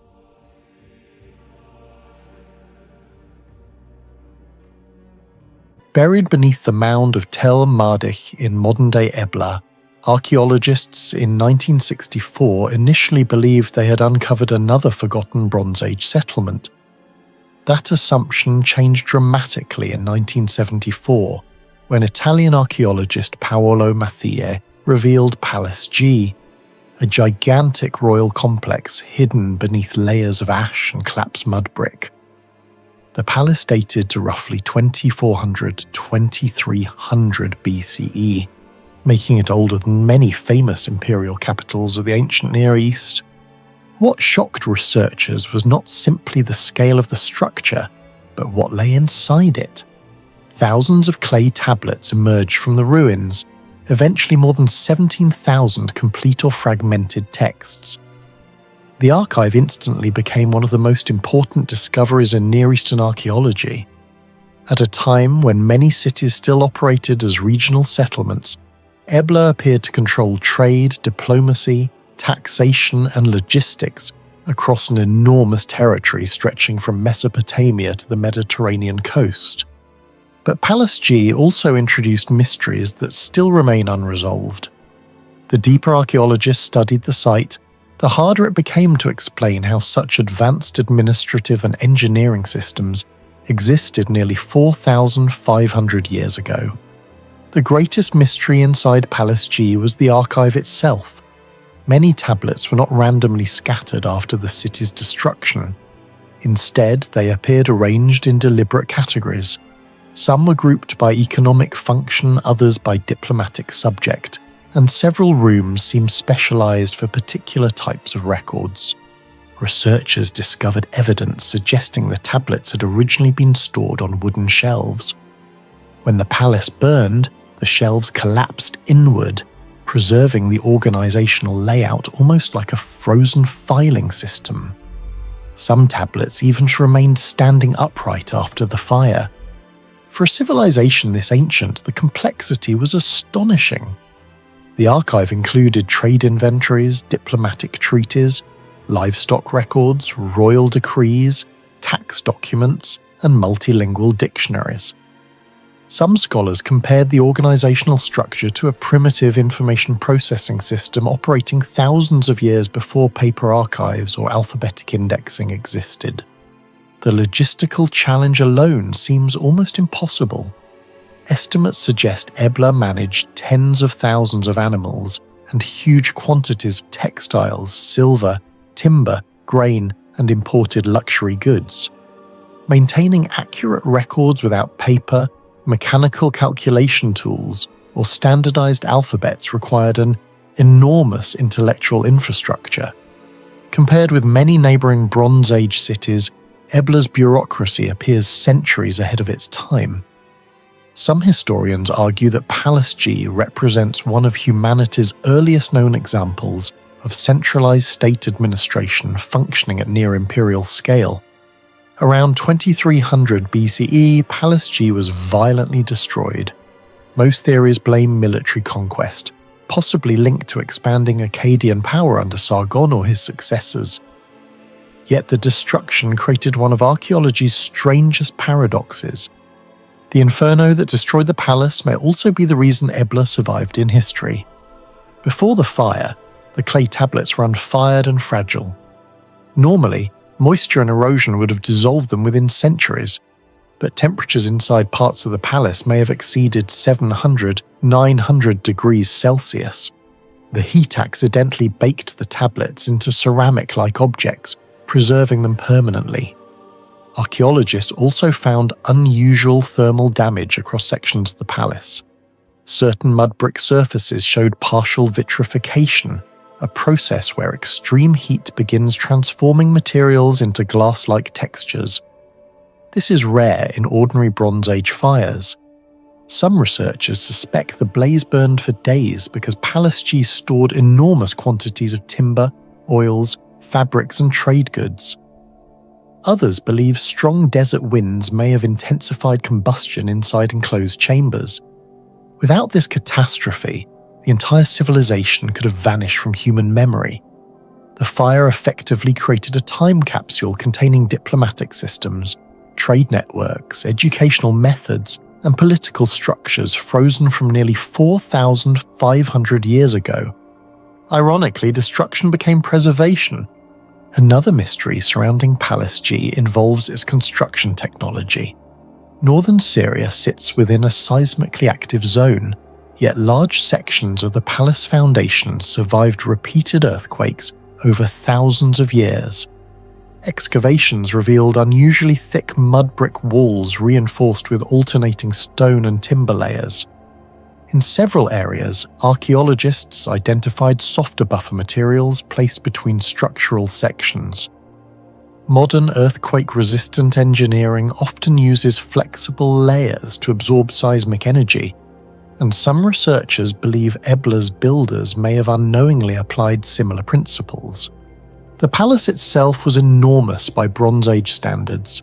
Ceremonial halls rose higher than most neighbouring structures of the era, while certain walls measured several meters thick. Despite erosion and seismic activity, the overall layout remained remarkably stable. Comparisons with nearby settlements make the mystery even deeper.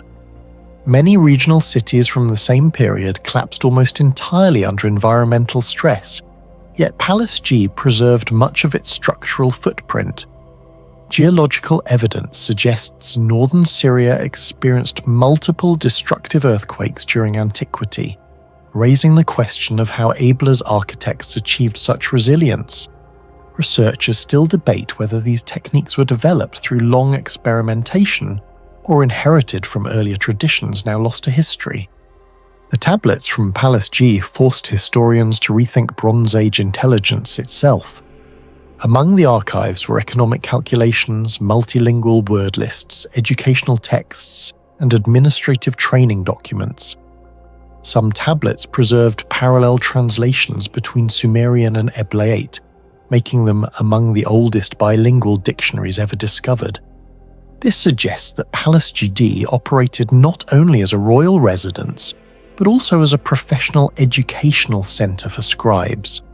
Students appear to have undergone structured training in writing, accounting, trade management, and diplomacy. What surprised researchers most was the mathematical precision. Palace officials tracked enormous inventories of livestock, metals, grain, textiles, and tribute payments without modern numerals or accounting systems. The complexity rivals administrative methods seen in civilizations appearing centuries later. Some historians compare Ebla's organizational sophistication to much later imperial bureaucracies, including systems seen in Assyria and even early Persia. The idea that such advanced state management existed around 2400 BCE continues to challenge traditional timelines of civilizational development. Even more mysterious is how rapidly Ebla rose to power. Within a relatively short historical window, the city became one of the dominant political and economic centers of the ancient Near East before disappearing in catastrophic destruction. Artifacts discovered in Palestina revealed connections stretching across vast distances. Archaeologists identified materials linked to Mesopotamia, Anatolia, the Levant and regions near the Mediterranean coast.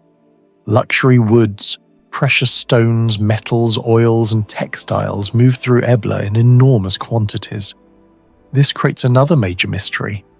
How did a Bronze Age kingdom maintain such stable long-distance trade without advanced navigation systems, large military infrastructure, or modern transportation technology?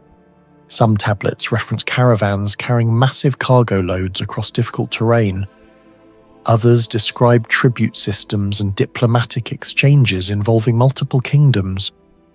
Maintaining such operations required route intelligence, resource forecasting, multilingual communication, and political coordination on a scale once considered impossible for the period. Researchers estimate that Ebla controlled critical trade corridors connecting inland Syria to Mediterranean ports. Some comparisons suggest its economic influence rivaled major Mesopotamian powers of the same era. Yet unlike Egypt or Akkad, Ebla almost disappeared from history entirely until modern excavation rediscovered it beneath Tel Marduk. This raises unsettling questions about how many other advanced Bronze Age centres may still remain buried and forgotten. In the flat countryside of North Yorkshire, England, 3 enormous prehistoric circles stretch across the land in almost perfect alignment. Known as Thornborough Henges, the site covers more than 1 mile and dates back nearly 5,000 years. From the air, the formation looks less like primitive earthworks and more like a planned geometric system carved into the landscape with impossible precision. Even more disturbing, some researchers believe the spacing of the circles mirrors the 3 stars of Orion's belt, a pattern that should have been impossible for Neolithic farmers, with only stone tools and no written mathematics. Unlike Stonehenge, Thornborough was not discovered in a dramatic excavation. The earthworks had always existed, but for centuries they were mistaken for ordinary landscape features. It was only through aerial photography in the 20th century and later geophysical surveys that archaeologists realized the true scale of the complex. Modern LiDAR scans revealed that the 3 henges were deliberately aligned along a northwest-southeast axis across nearly 1.6 kilometers. Each enclosure measures roughly 240 meters in diameter, making them among the largest henges ever built in Britain. Together, the circles form one of the largest ritual landscapes in prehistoric Europe. The most controversial theory surrounding Thornborough is the possibility that the 3 henges were designed to imitate Orion's belt. Researchers noticed that the spacing and slight offset between the northern, central, and southern henges resemble the positions of the stars Al-Nitak, Al-Nilam, and Mintaka. The comparison immediately drew attention because a similar theory had already been proposed for the pyramids of Giza necropolis. But Thornborough creates an even stranger problem. The site predates many later astronomical monuments and was built not from stone blocks but from enormous quantities of earth. To create the layout, Neolithic builders would have needed to measure long distances across uneven terrain while preserving proportional spacing with remarkable accuracy. The challenge becomes even more severe when considering the scale. Each henge is separated by roughly equal intervals, and the entire complex extends over an area larger than many ancient cities. Without aerial perspective, written geometry, or metal surveying instruments, maintaining such alignment would have been extraordinarily difficult. Some archaeologists dismiss the Orion theory as coincidence, yet the slight deviation between the circles closely resembles the offset seen in Orion's belt itself. If the arrangement was intentional, it suggests that Neolithic Britain possessed a level of observational astronomy far beyond conventional expectations. The implications are enormous.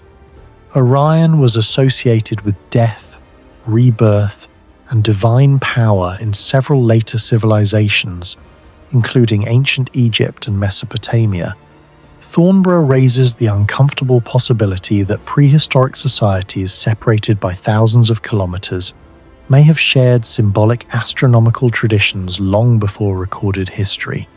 The sheer engineering scale of Thornborough remains deeply difficult to explain.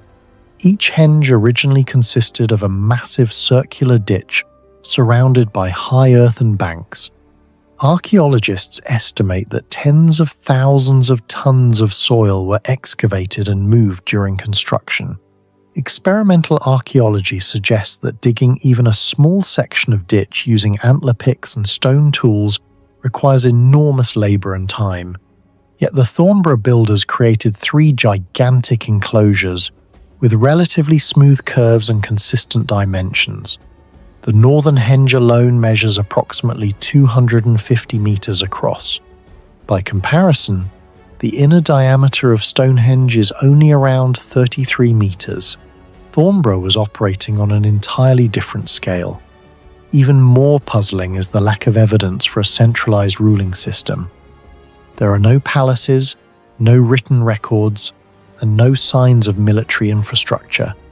Somehow, a Neolithic farming society organized enough manpower to reshape an entire landscape for purposes that appear almost entirely ceremonial. Some researchers estimate that construction may have required coordinated labor from hundreds or even thousands of people over multiple generations. That raises difficult questions about how workers were fed, who directed the measurements, how technical knowledge was preserved for decades, and why such immense effort was devoted to monuments with no practical defensive function. Excavations uncovered traces of gypsum around parts of the henges, suggesting the banks may once have been covered in bright white material. If true, Thornborough would have looked radically different in antiquity. Instead of dark earthworks blending into the countryside, the circles may have shone white beneath the moonlight, visible from enormous distances across the Yorkshire Plain. Some archaeologists compare the visual effect to giant lunar beacons. This detail becomes especially significant when combined with possible astronomical alignments. The reflective gypsum could indicate that the site was designed specifically for nighttime rituals connected to lunar cycles or celestial observation. The engineering implications are extraordinary. Large quantities of gypsum would have needed to be quarried, transported, processed, and distributed across huge surfaces without wheeled vehicles or advanced infrastructure. No one knows exactly how this was accomplished. Several studies suggest Thornborough may align not only with Orion but also with the 18.6-year lunar standstill cycle. This is one of the most complex astronomical cycles visible to the naked eye. During a major lunar standstill, the moon reaches its most extreme rising and setting positions on the horizon. Tracking this cycle requires observations carried out consistently across decades. Some pathways and entrances at Thornborough appear oriented toward these extreme lunar positions. If the theory is correct, the site was not merely symbolic. It functioned as a gigantic observational landscape capable of recording predictable celestial movements over generations. That possibility changes how historians view Neolithic Britain.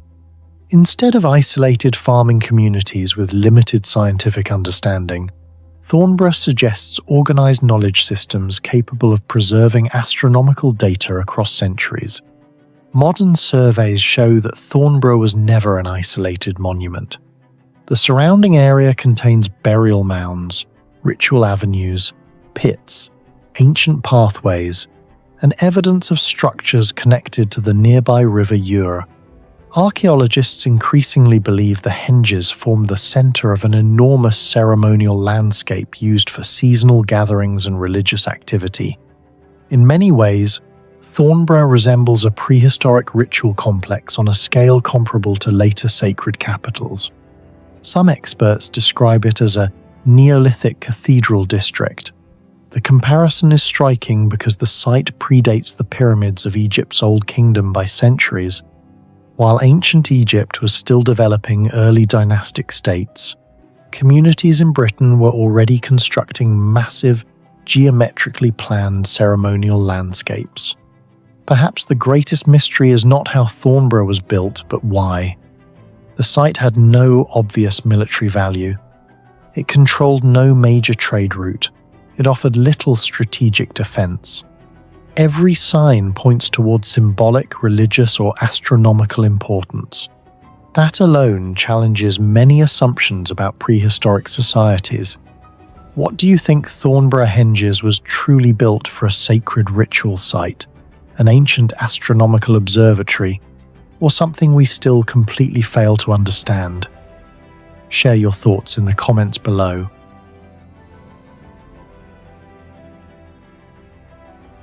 In the burning plains of Hyderabad, Sindh, Pakistan, the tombs of the Talpa Mirs rise like silent geometric machines from another age.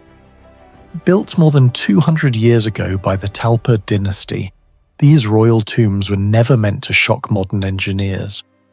Yet, hidden inside their fading domes are materials, pigments, cooling systems, and structural techniques that still cannot be fully explained.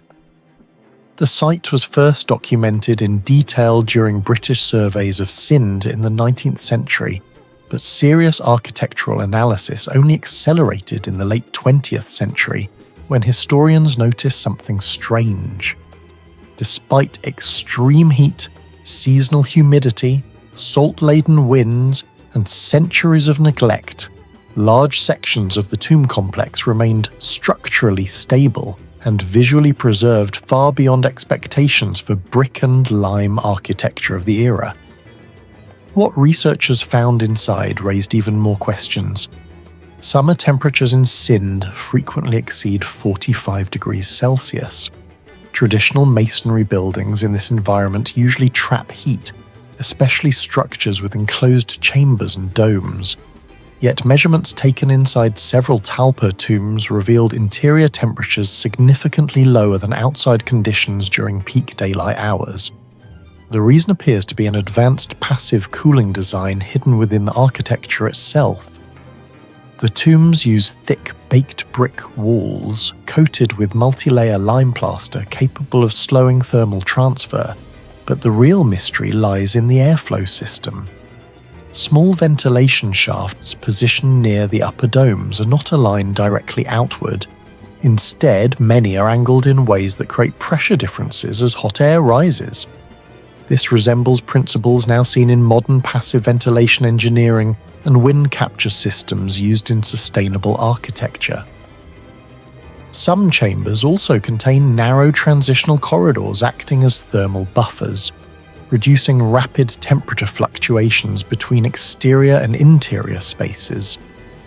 Similar ideas existed in Persian Badgir wind towers, but the Talpa tombs adapted these concepts into sealed funerary architecture with remarkable efficiency. Compared with many Mughal-era tombs of northern India, several Talpa chambers demonstrate superior thermal stability, despite using less marble and fewer decorative cooling pools. The most disturbing mystery inside the tombs is not structural, it is chemical. Across ceilings, domes, arches, and burial chambers survive red mineral paints, cobalt blues, deep blacks, earthy yellows, and floral geometric patterns that should not still exist in this condition after 2 centuries of heat and environmental stress. In many ancient sites, pigments fade rapidly once exposed to oxygen, salt crystallization, moisture cycling, and ultraviolet radiation. Yet some Talpa interior paintings remain sharply visible, even in partially damaged chambers. Researchers analyzing fragments discovered evidence of mineral-based pigments mixed with unusually durable organic binders. Some samples appear to contain iron oxides, carbon black, copper compounds, and naturally stabilized lime matrices, but the exact formula has never been fully reconstructed. The walls were likely painted using fresco-like methods, while the plaster remained damp, allowing pigments to chemically bond with curing lime. However, The durability exceeds what is normally expected from standard fresco work in harsh desert climates. What confuses researchers even more is the consistency of the colours across curved ceilings more than 15 metres high. Creating these symmetrical floral and geometric patterns would have required extensive scaffolding, stable lighting, and extraordinary precision in confined dome interiors. Some experts compare the pigment endurance to Byzantine church frescoes in Cappadocia, or the mural systems of ancient Nubian cathedrals such as Pharos Cathedral. But unlike those sites, the Talpa tombs endure far more severe thermal cycling and airborne salt exposure.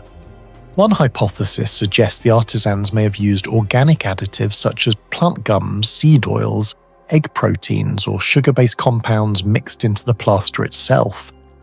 Similar additives were historically used in Mughal and Persian architecture to improve flexibility and moisture resistance. Another theory involves microscopic lime recrystallization. Over time, some ancient lime plasters slowly form dense calcite structures that protect pigments beneath the surface, almost like a mineral shield. This phenomenon has also been observed in parts of Roman concrete and ancient Mediterranean harbour structures, but no consensus exists. Even more mysterious is the survival of black outlines surrounding many decorative patterns. Carbon-based pigments are typically vulnerable to abrasion and environmental breakdown, yet many lines remain astonishingly sharp. In some chambers, the contrast between blue floral patterns and black outlines still appears visually strong despite centuries of decay. Modern conservation teams attempting to reproduce similar pigment longevity under laboratory simulations have struggled to match the same resistance to heat and salt damage. The question remains deeply unsettling. What exactly did Talpa artisans know about mineral chemistry that modern researchers still do not fully understand? At first glance, the tombs appear decorative, but closer inspection reveals a level of geometric control far beyond ordinary regional craftsmanship. Thousands of repeating floral stars, polygonal grids, and Islamic interlacing patterns stretch across curved surfaces with near-perfect symmetry. Tiny miscalculations would have destroyed the alignment across entire domes, yet many designs remain mathematically consistent. Historians believe artisans used string grids, metal compasses, and powdered chalk marking systems. However, the scale of the work creates a problem. Some dome interiors maintain radial symmetry across spans exceeding several meters while accounting for surface curvature and viewing angles. Certain repeating patterns resemble recursive geometric logic similar to primitive fractal structures. Although not advanced technology in the modern sense, it demonstrates an extremely sophisticated practical understanding of geometry. Comparable precision can be found in Timurid Persian architecture and Ottoman mosques, but the Talpa tombs achieved similar visual complexity using primarily brick and lime rather than massive carved marble systems. Large brick domes normally deteriorate quickly in environments with intense temperature fluctuations. Heat expansion during the day followed by nighttime cooling creates stress fractures that gradually spread through masonry. Yet many Talpa domes survived far longer than engineers would predict. One explanation involves the lime mortar itself. Historical records from South Asia describe lime mixtures enhanced with jaggery, lentil paste, tree resins, egg whites, and plant extracts. These organic compounds may have acted as natural plasticizers, improving flexibility and reducing brittle cracking. Researchers studying Mughal mortar compositions found that some traditional lime mixtures developed microstructures capable of self-sealing small fractures through calcite deposition when exposed to moisture. Evidence of similar behavior appears in sections of the Talpa tombs where older cracks stopped spreading instead of collapsing entire surfaces. This phenomenon has drawn comparisons to ancient Roman marine concrete, where mineral reactions continue strengthening the material centuries after construction. Several central chambers produce unusual echo effects. A whisper spoken beneath certain domes can travel clearly across the room while remaining strangely concentrated near the center. Acoustic researchers believe the dome curvature and chamber proportions intentionally amplified Quranic recitation during funerary rituals.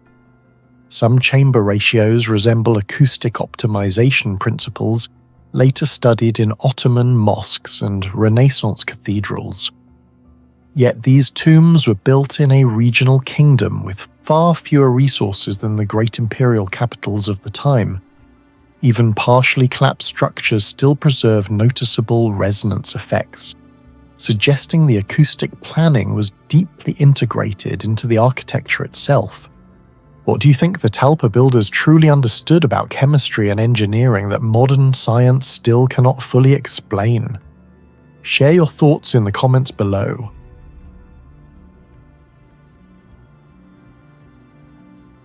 In the scorching plains of southwestern Iran, a massive pyramid of baked mud bricks has survived for more than 3,000 years in conditions that should have destroyed it centuries ago. Chogha Zanbil was not built from granite like the pyramids of Egypt, nor carved into mountains like Petra. It was built mostly from fragile earth exposed to brutal heat, seasonal flooding, salt erosion, and time itself. Yet the core of the structure still stands. Even more unsettling is the civilization behind it. The Elamites once rivaled Babylon and Assyria, controlled major trade networks across the ancient Near East, and engineered one of the most sophisticated sacred cities of the Bronze Age. Today, most people have never even heard their name. Chogha Zanbil rises from the Khuzestan plain near the ancient city of Susa in modern-day Iran. The site was founded around 1250 BCE by the Elamite king Untashnaparisha, who attempted to create an enormous religious capital dedicated to the gods Inshushinak and Naparisha. Unlike many ancient cities that evolved gradually over centuries, Chogha Zanbil appears to have been planned almost entirely from the beginning. Concentric defensive walls surrounded temples, royal compounds, storage areas, and at the center stood a colossal ziggurat, originally reaching nearly 50 meters high. For thousands of years, the city disappeared beneath desert soil until accidental discoveries connected to oil exploration in the 1930s brought attention to strange inscribed bricks emerging from the ground. French archaeologist Roman Gershman later led large-scale excavations beginning in 1951, uncovering one of the most extraordinary archaeological sites ever found in the ancient Near East. The greatest mystery surrounding Chogha Zanbil is not simply the scale of the ziggurat, it is the impossible survival of its engineering. Most mud brick structures from the Bronze Age collapsed long ago into unrecognizable mounds. Even in Mesopotamia, where mud brick was common, constant restoration was required to keep temples standing.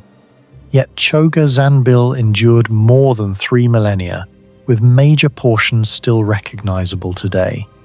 Archaeologists discovered that the Elamites combined sun-dried mud bricks with layers of fired bricks placed strategically throughout the structure. Many of these baked bricks were engraved with cuneiform inscriptions, naming Untashnaparisha and invoking divine protection. The precision of the brickwork suggests not random stacking, but a carefully calculated structural system designed to distribute weight across multiple terraces.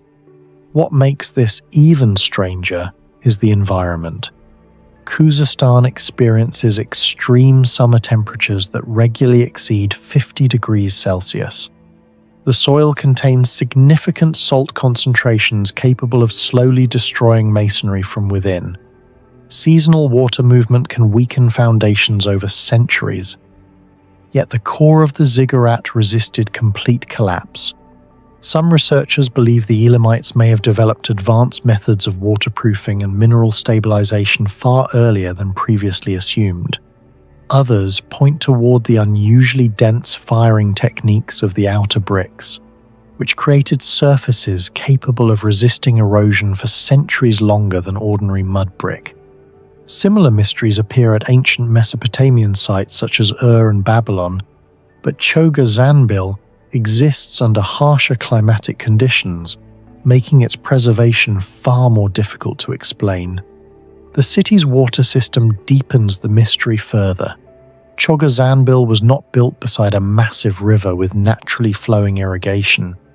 Maintaining a large ceremonial population in such a dry landscape required immense hydraulic planning. Excavations revealed long canals extending from the Des River toward the city, along with reservoirs and filtration systems designed to provide cleaner water. Some archaeologists believe the Elamites created sedimentation basins capable of removing impurities before water entered sacred and residential zones. If accurate, this would mean the civilization understood practical water treatment more than 3,000 years ago. The scale of this hydraulic organization is difficult to overstate. Moving reliable water supplies across kilometers of hostile terrain without modern pumps required precise gradients and long-term maintenance. Similar engineering achievements are often associated with later Persian Qanat systems or Roman aqueducts, yet Choga Zanbil predates many of them by centuries. In some sections, archaeologists identified evidence suggesting pressure regulation through carefully angled channels. The implication is startling. A civilization barely remembered by history may have possessed a far more sophisticated understanding of hydrology than once believed. Another unsettling aspect of Choga Zanbil is the enormous organizational power required to build it. Tens of millions of bricks may have been used throughout the city complex. Producing such quantities demanded labor forces, fuel supplies, transport systems, food distribution, and centralized administration operating on a massive scale. The inscriptions stamped across countless bricks suggest something close to industrial standardization. Workers repeatedly produced bricks carrying royal inscriptions, almost like a controlled state manufacturing system. Bronze Age societies are often imagined as fragmented kingdoms with limited administrative reach, yet Choga Zanbil hints at something far more organized. The logistics alone remain difficult to explain completely. Massive amounts of fuel would have been required to fire bricks in large kilns under desert conditions. Timber resources in the region were limited, meaning fuel either had to be transported or carefully rationed. Archaeologists continue debating how the Elamites sustained construction on this scale for years while simultaneously supporting agriculture, military obligations, and trade. Some compare the project to the centralized labor systems behind Egyptian pyramid construction. But unlike Egypt, the Elamite world remains poorly understood, leaving enormous gaps in the historical record. The city's design also feels strangely modern in its planning. Rather than chaotic expansion, Choga Zanbil reveals clear spatial hierarchy. Multiple concentric walls divided sacred zones from administrative and residential sectors. Access became increasingly restricted toward the center, where the ziggurat dominated the landscape. This arrangement suggests controlled ceremonial movement and perhaps political theater designed to reinforce divine authority. Ancient visitors approaching the city would have moved through layers of architecture that gradually intensified the visual power of the sacred core. Many researchers believe the city functioned less as a normal urban center and more as a ceremonial metropolis. That raises another question. Why build such an enormous sacred city in a relatively isolated location? Constructing and maintaining it required extraordinary resources, yet it never became a massive commercial capital comparable to Babylon.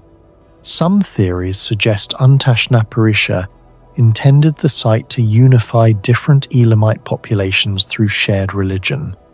Others argue it served as a demonstration of royal power, visible across the region. But there may have been another factor. Certain alignments within the complex hint at astronomical or ritual significance that remains poorly understood. The fall of Chogha-Zanbil only intensified its mystery. Around the 7th century BCE, the Assyrian king Ashurbanipal launched devastating campaigns against Elamite territories. Historical inscriptions describe cities burned, temples destroyed, and sacred sites desecrated. Chogha-Zanbil appears to have suffered during this era before eventually being abandoned. Over centuries, the city disappeared beneath layers of dust and soil until only strange mounds remained visible across the plain. Unlike Rome or Athens, the memory of the city faded almost completely from global consciousness. This disappearance reflects a larger mystery surrounding the Elamites themselves. They existed for more than 2,000 years and interacted constantly with Mesopotamian powers, yet modern understanding of their language, religion, and political systems remains incomplete. The Elamite language does not fit neatly into the major language families surrounding it, and many inscriptions remain difficult to interpret fully. Entire sections of their belief system may be permanently lost. Chogha-Zanbil therefore stands not only as an archaeological site, but as physical evidence of a civilization history almost erased. Excavations throughout the 20th century produced discoveries that transformed understanding of the ancient Near East. Roman Gershman's teams uncovered monumental staircases, temples dedicated to multiple gods, royal palaces, underground tombs, glazed decorative bricks, and thousands of inscriptions. Archaeologists also discovered sophisticated drainage channels beneath parts of the complex, revealing that flood and rain management were considered during construction. The ziggurat itself showed evidence of multiple construction phases, suggesting modifications and reinforcements over time rather than crude expansion. One of the most important discoveries involved the city's inscriptions. Many bricks contain nearly identical cuneiform texts stating that Untashnaparisha built the sacred city for the gods. These inscriptions provided critical evidence for identifying the site and understanding its purpose. More importantly, they demonstrated the remarkable consistency of Elamite administrative systems. The repeated inscriptions imply centralized control over production at a scale rarely associated with Bronze Age Iran. Excavators also uncovered evidence of sacrificial and ritual activity around temple zones. Animal bones, offering tables, and ceremonial spaces revealed how deeply religion shaped the city's design. Some scholars believe the ziggurat functioned as a symbolic mountain connecting earth and heaven, similar to Mesopotamian sacred architecture. Yet unlike many Mesopotamian ziggurats that were repeatedly rebuilt over centuries, Chogha-Zanbil appears tied closely to the singular vision of one king. That gives the entire site an unusual sense of frozen time, as if the city represents one enormous unfinished ambition interrupted by collapse. Modern archaeological surveys continue revealing new details using satellite imaging, soil analysis, and material science. Studies of brick composition have shown surprising durability in certain fired sections, while environmental analysis suggests ancient engineers understood far more about local conditions than previously believed. Researchers are also examining how the city's canal systems interacted with seasonal water cycles, potentially reshaping ideas about early hydraulic engineering in the region. Forests and valleys surround Pendle Hill as it rises alone above the landscape like a giant stone marker.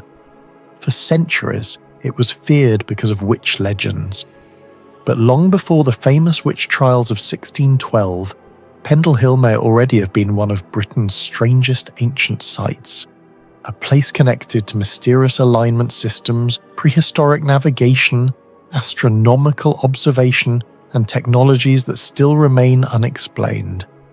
The hill was formally documented in medieval records, but archaeological interest intensified during the 18th and 19th centuries when researchers began noticing unusual earthworks, ancient pathways, ritual locations, and visual alignments surrounding the mountain. Modern topographic surveys later revealed that Pendle Hill occupies one of the most dominant observation points in the region, visible from enormous distances across northern England. What initially appeared to be only a natural hill slowly became something far more disturbing, a possible centerpiece of a forgotten prehistoric orientation network. Pendle Hill stands approximately 557 meters above sea level, isolated from surrounding terrain in a way that makes it visually overwhelming. Unlike mountains hidden inside ranges, Pendle rises independently, giving it near-total visibility across valleys and ancient travel corridors.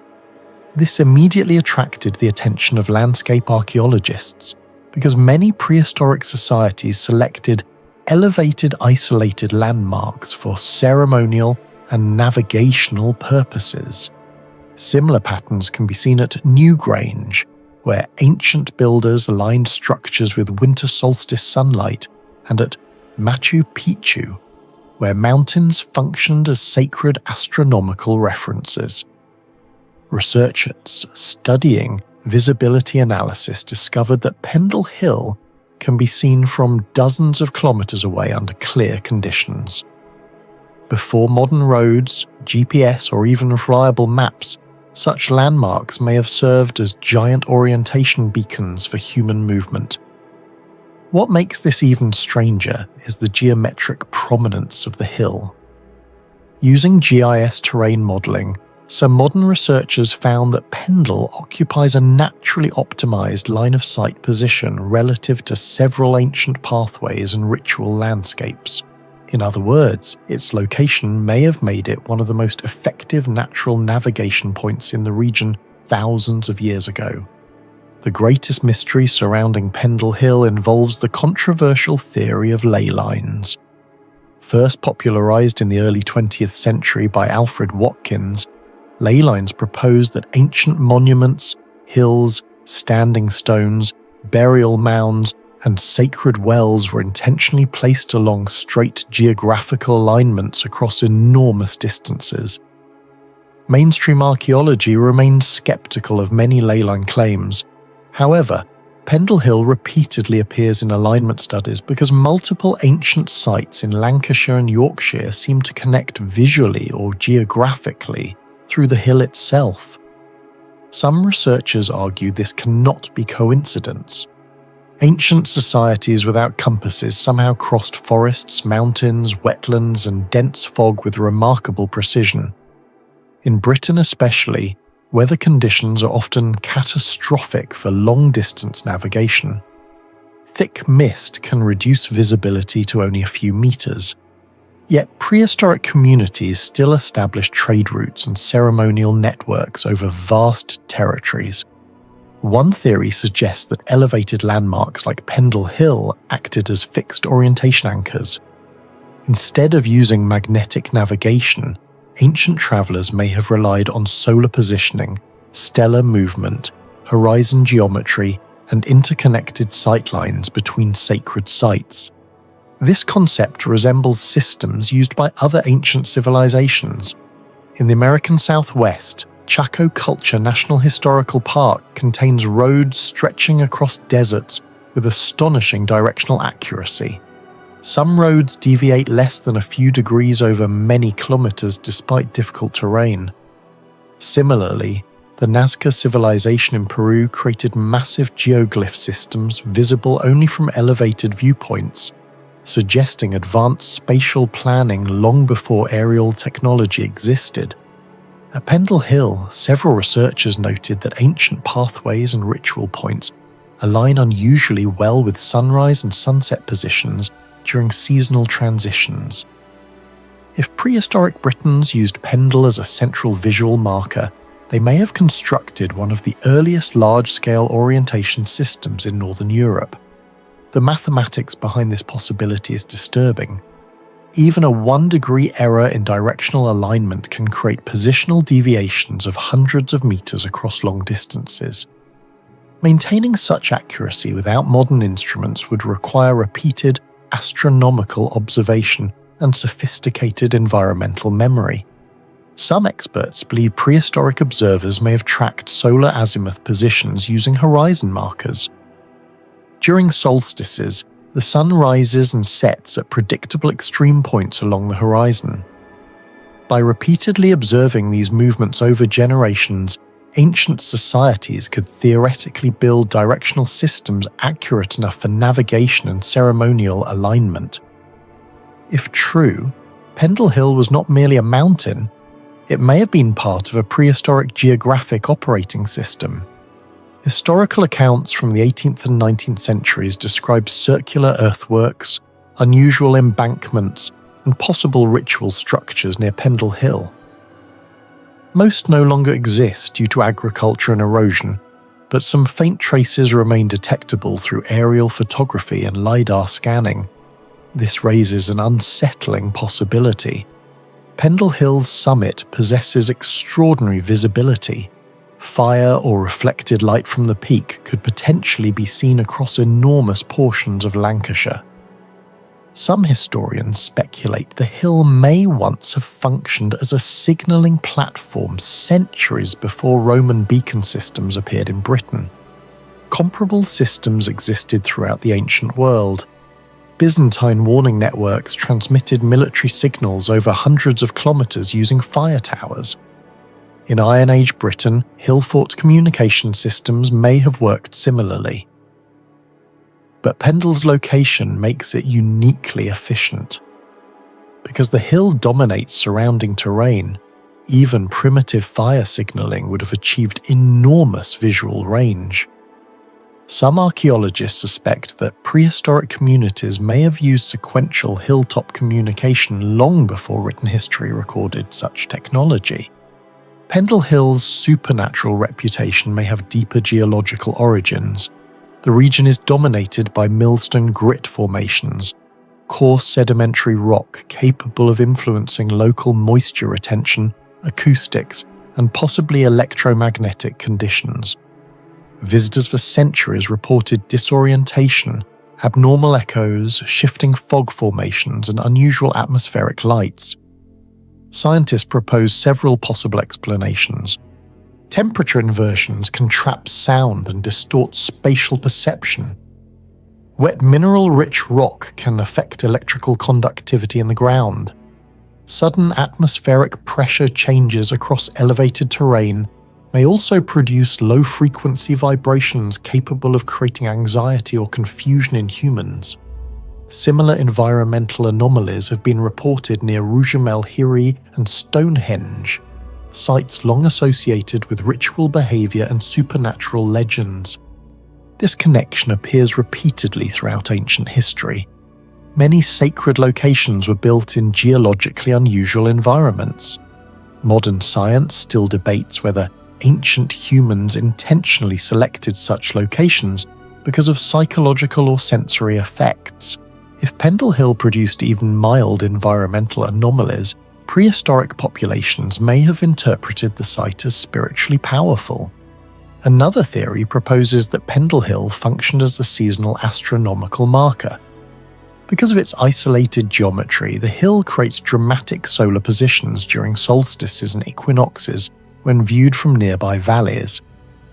Ancient observers may have used these horizon events to track seasonal change.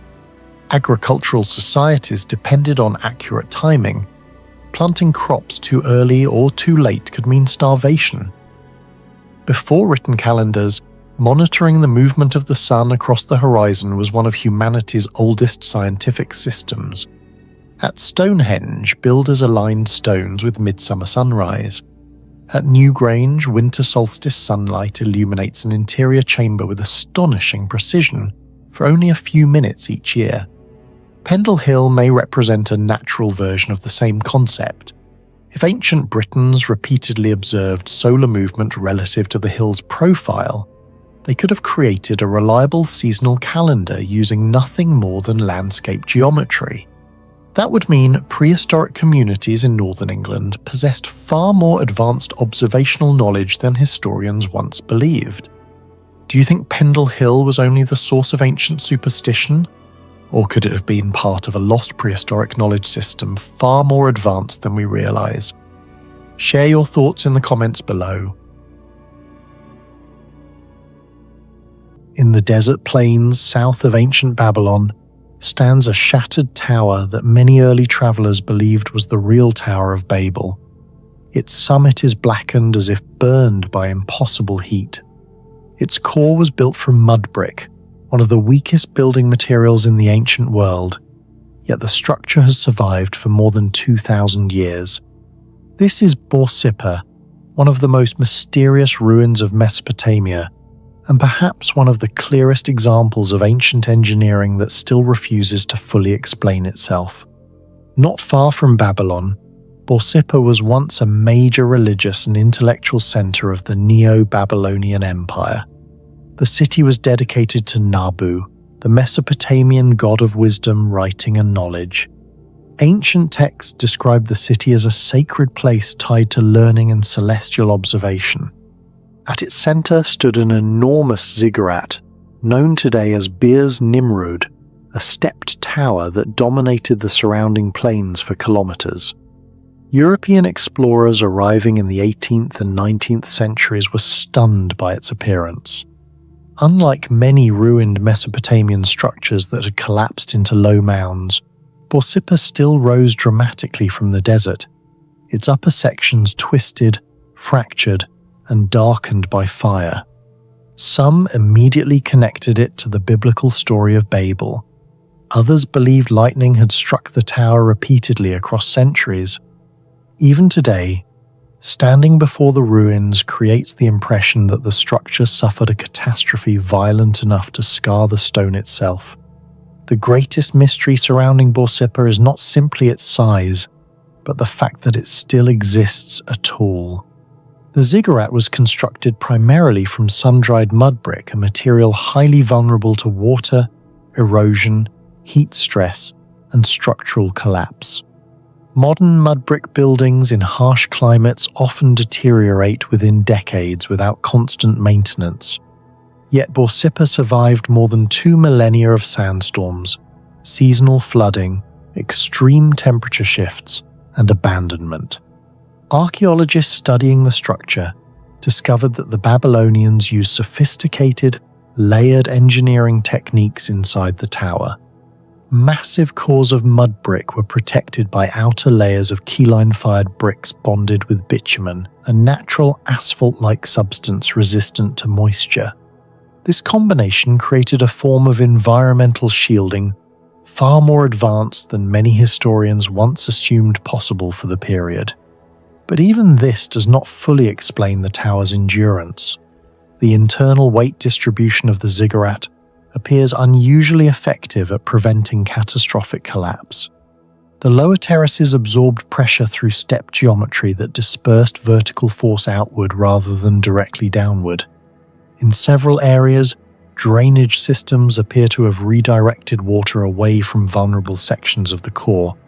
Some engineers comparing Mesopotamian ziggurats to later ancient structures have pointed out that many civilizations using stone suffered total structural failure over time, while Borsippa's mud brick skeleton still remains visible today.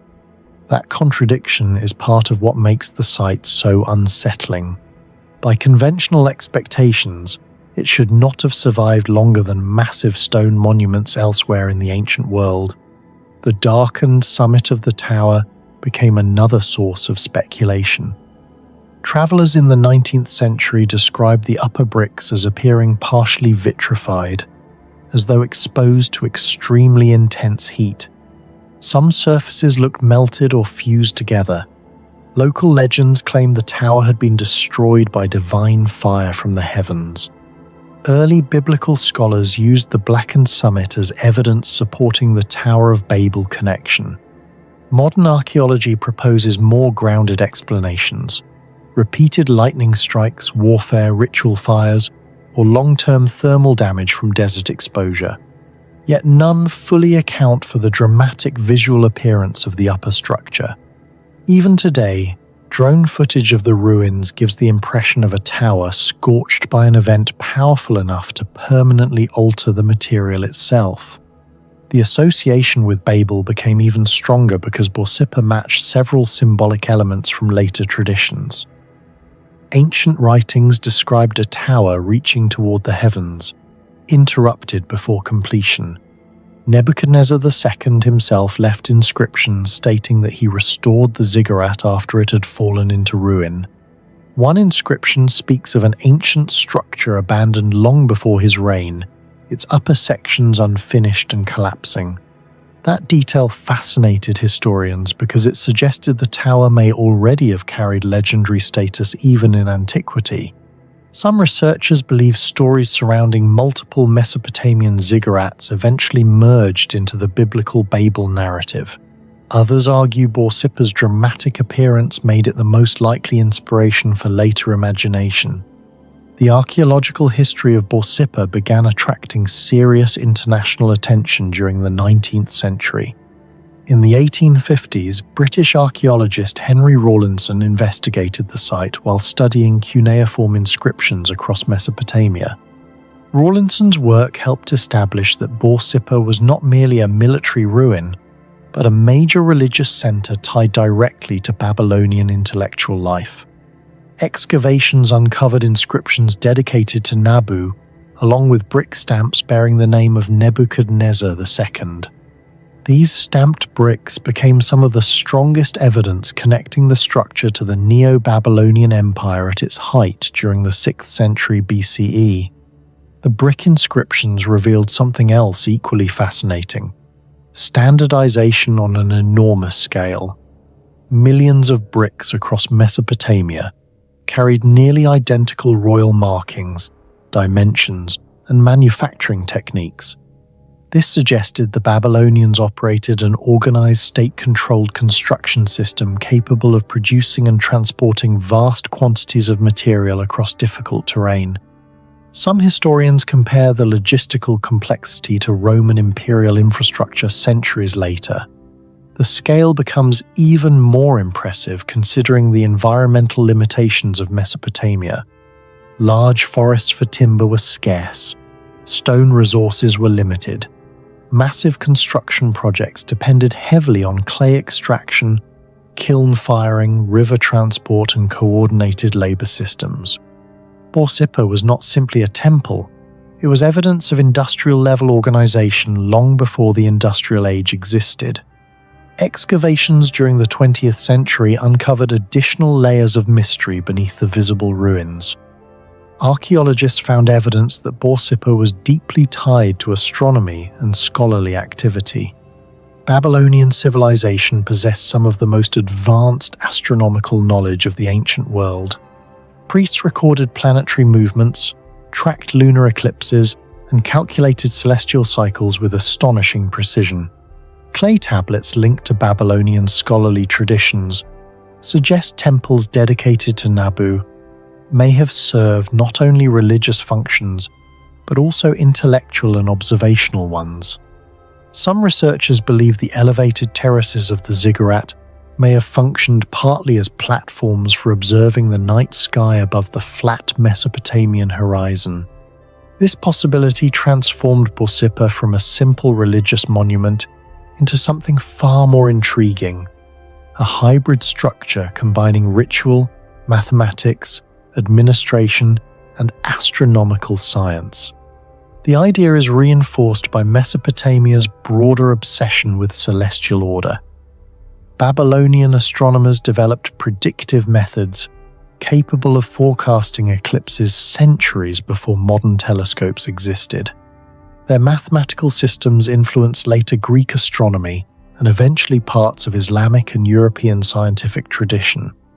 If Borsippa truly participated in that intellectual network, then the tower represented more than architecture.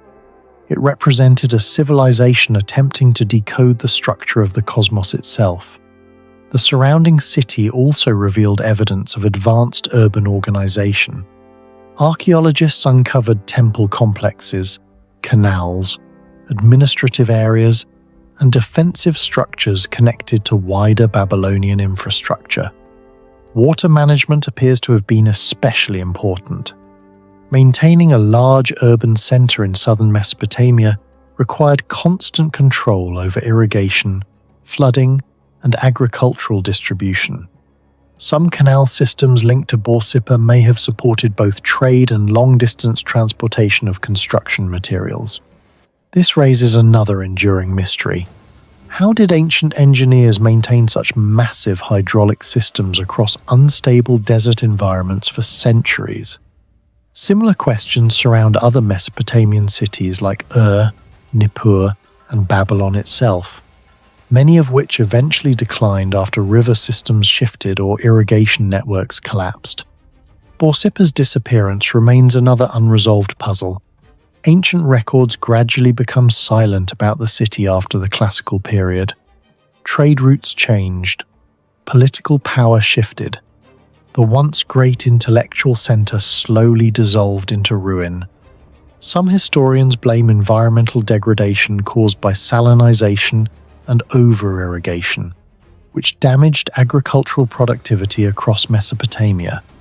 Others point toward warfare, economic collapse, or the changing courses of rivers that sustained urban life. Whatever the cause, Borsippa became another example of how even highly advanced ancient systems could vanish almost completely from history. On the banks of the Euphrates River in southeastern Turkey, near the modern city of Gaziantep, the buried Roman city of Zeugma preserved something almost impossible: mosaic floors whose colors survived nearly 2,000 years with barely any fading. Some archaeologists say the pigments should not have lasted this long, yet the faces still stare back with sharp eyes, deep shadows, and colors brighter than many medieval paintings created more than 1,000 years later.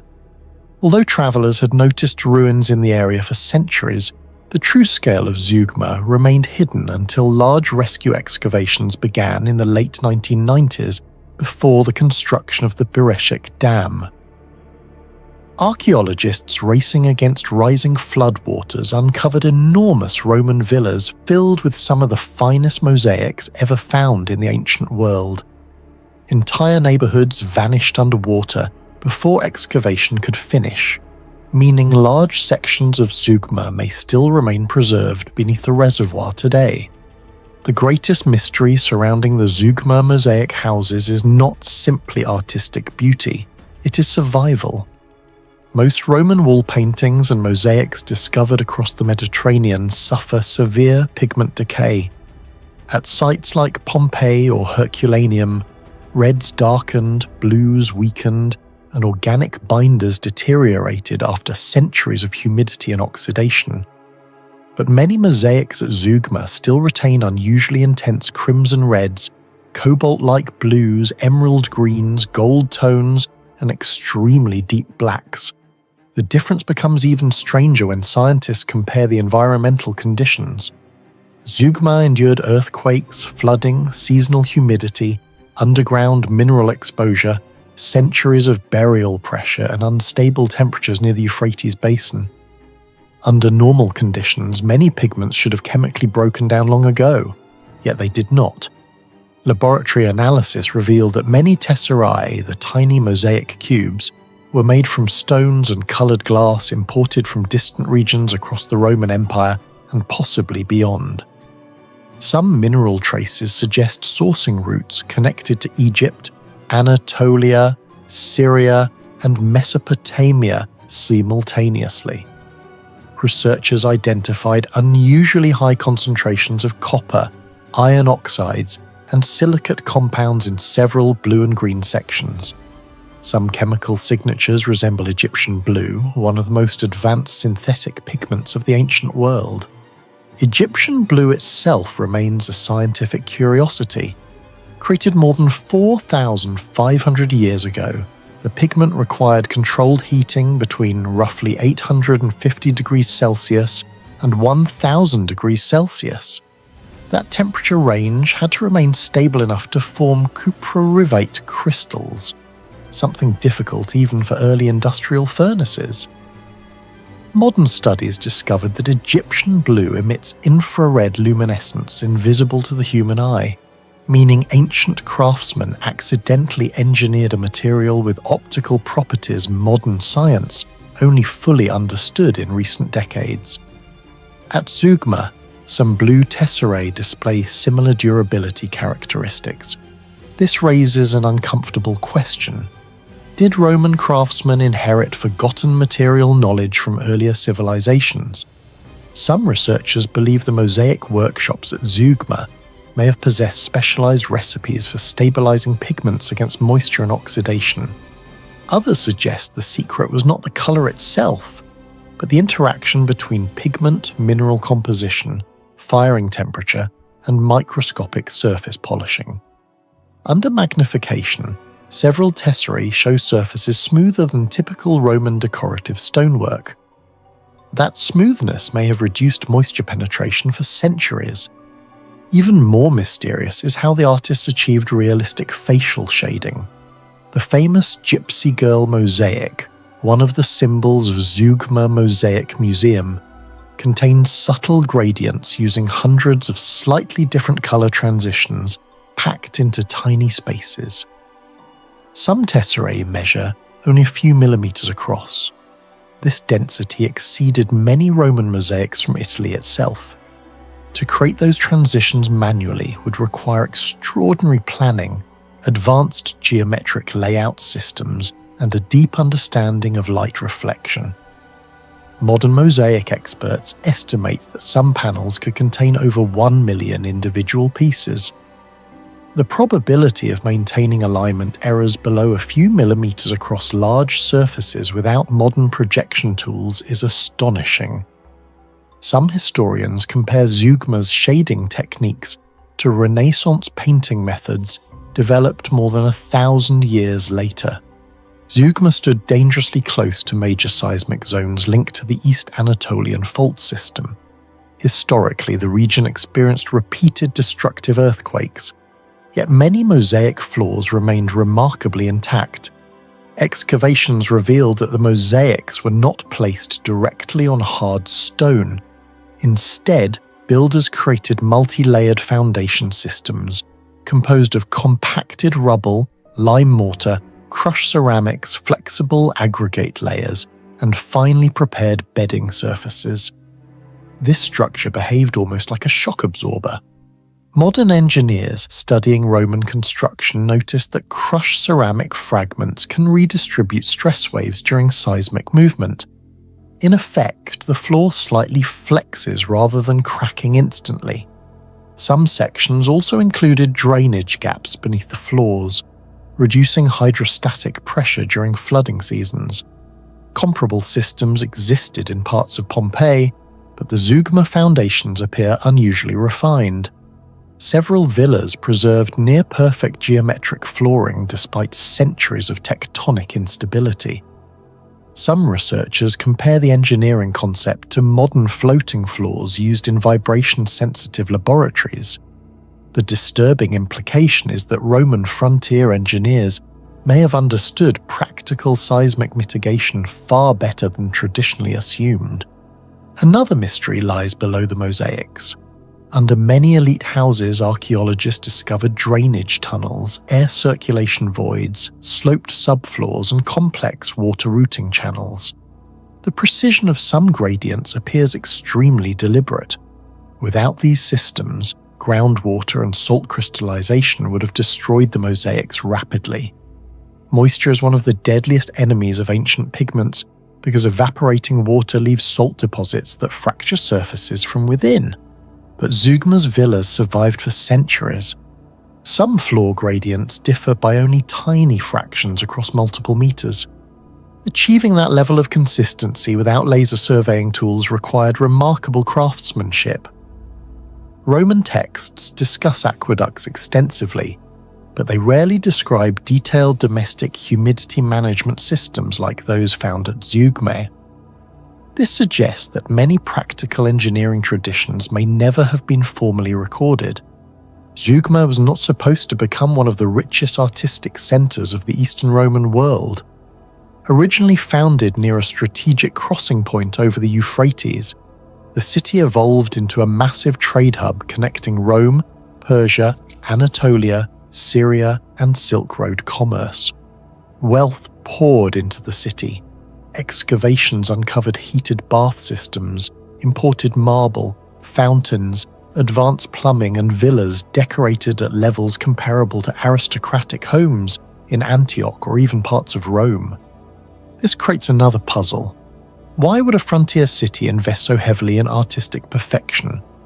One theory suggests Zeugma functioned as a cultural competition zone between Rome and the Persian East. Elite families may have displayed wealth through increasingly sophisticated engineering and art. Another possibility is that Zeugma hosted highly specialized artisan workshops whose techniques disappeared after political collapse and war. If true, the city may represent a lost center of technological experimentation rather than merely a wealthy Roman settlement. Then something happened. Large parts of Zeugma appear to have been abandoned very quickly. Archaeologists found unfinished repairs, objects left behind, and destruction layers mixed with flood deposits. Historical records show the city suffered repeated Persian invasions during the 3rd century AD, while earthquakes and economic collapse may have made the situation even worse. But to this day, nobody knows exactly what truly caused Zeugma's downfall. The mystery grows deeper because much of the city now lies beneath the Beretic Reservoir. Entire districts that were never excavated, potentially containing more mosaics, engineering systems, and lost technologies, may still remain preserved beneath the mud of the Euphrates River. And one final question remains. If the surviving ruins already exceeded expectations of ancient Roman engineering, how many other secrets disappeared beneath the river forever? The basalt monolith of Dowlatabad does not merely sit upon the Deccan Plateau. It commands it with a silent, brooding authority that has chilled the hearts of invaders for nearly a millennium. To look upon its vertical soot-coloured walls is to witness a masterpiece of medieval paranoia, a structure where every stone was laid and every tunnel hewn with the singular intent of systematic slaughter. While the world celebrates the aesthetics of the Taj Mahal or the grandeur of the Red Fort, Dowlatabad remains an outlier, a dark, functional titan that served as the ultimate laboratory for military architecture and psychological warfare. Rising abruptly to a height of 200 meters, the citadel of Devagiri, later renamed Dowlatabad, is a geological anomaly reshaped by the hands of thousands of nameless masons. It is a place where the line between natural mountain and man-made fortress has been blurred into a singular, impenetrable entity. This is not a castle built of mortar and brick. It is a mountain sculpted into a weapon. The location of the fortress was chosen with a predator's instinct. Situated in the modern-day Aurangabad district of Maharashtra, it sat at the strategic crossroads of North and South India.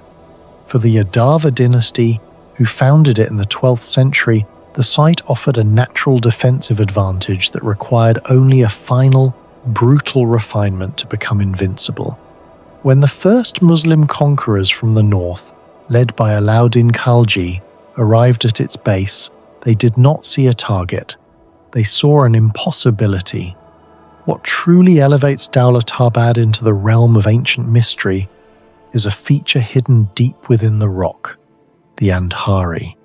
Known as the Dark Passage, this is perhaps the most sophisticated and terrifying defensive mechanism ever discovered in the medieval world. To ascend to the upper reaches of the citadel, an invading army was funneled into a subterranean labyrinth carved directly into the basalt heart of the mountain. Here, the architecture itself becomes the executioner. As soldiers entered the tunnel, They were plunged into a darkness so absolute that sensory deprivation became their first enemy. The passage was designed with a series of lethal glitches. Stone steps were carved with uneven heights to cause soldiers to stumble in the dark. The air within the tunnel was manipulated through a series of ingenious vents. If an enemy force managed to push through, defenders would close heavy iron shutters and ignite massive fires at the tunnel's base. The vents were designed to create a chimney effect, drawing toxic smoke and the searing heat of burning chili peppers directly into the lungs of the trapped invaders. Archaeologists exploring the Andhari have uncovered even more sinister details. The passage contains several false exits. In the frantic chaos of a dark, smoke-filled tunnel, a soldier might see a glimmer of light and rush toward it, only to find that the opening was a trapdoor leading directly into a 50-foot drop into the crocodile-infested moat below. The Andhari was not designed to stop an army. It was designed to digest one. The mystery of Daulatabad extends beyond its lethal corridors and into the realm of historical madness. In 1327, the Sultan of Delhi, Muhammad bin Tughlaq, made a decision that remains one of the greatest enigmas of Indian history. Obsessed with the fort's invulnerability, he ordered the entire population of Delhi, the imperial capital, to migrate 700 miles south to Daulatabad. Modern archaeological surveys of the lower city ruins have revealed the harrowing scale of this forced exodus. Excavations have unearthed vast residential quarters that were occupied for only a few years before being abandoned, alongside countless graves of those who perished during the brutal march across the subcontinent. The city of fortune became a city of ghosts. Why Tughlaq would bankrupt his empire and sacrifice his people to inhabit this lonely rock remains a subject of intense debate. Was it a visionary attempt to unify India, or the catastrophic whim of a ruler who trusted stone more than people? The engineering required to isolate the citadel is equally baffling. Surrounding the base of the mountain is a massive moat, 50 feet deep and equally wide, bridgeable only by a single narrow gallery that could be retracted or destroyed. What stuns modern engineers is the smoothness of the rock faces. The builders utilized a technique known as fire setting, heating the basalt with massive bonfires before dousing it with cold water to shatter the stone. But the precision they achieved suggests a profound understanding of geological stress points. The resulting walls are so slick and vertical that they were described by contemporary travelers as being impossible for even a cobra to climb.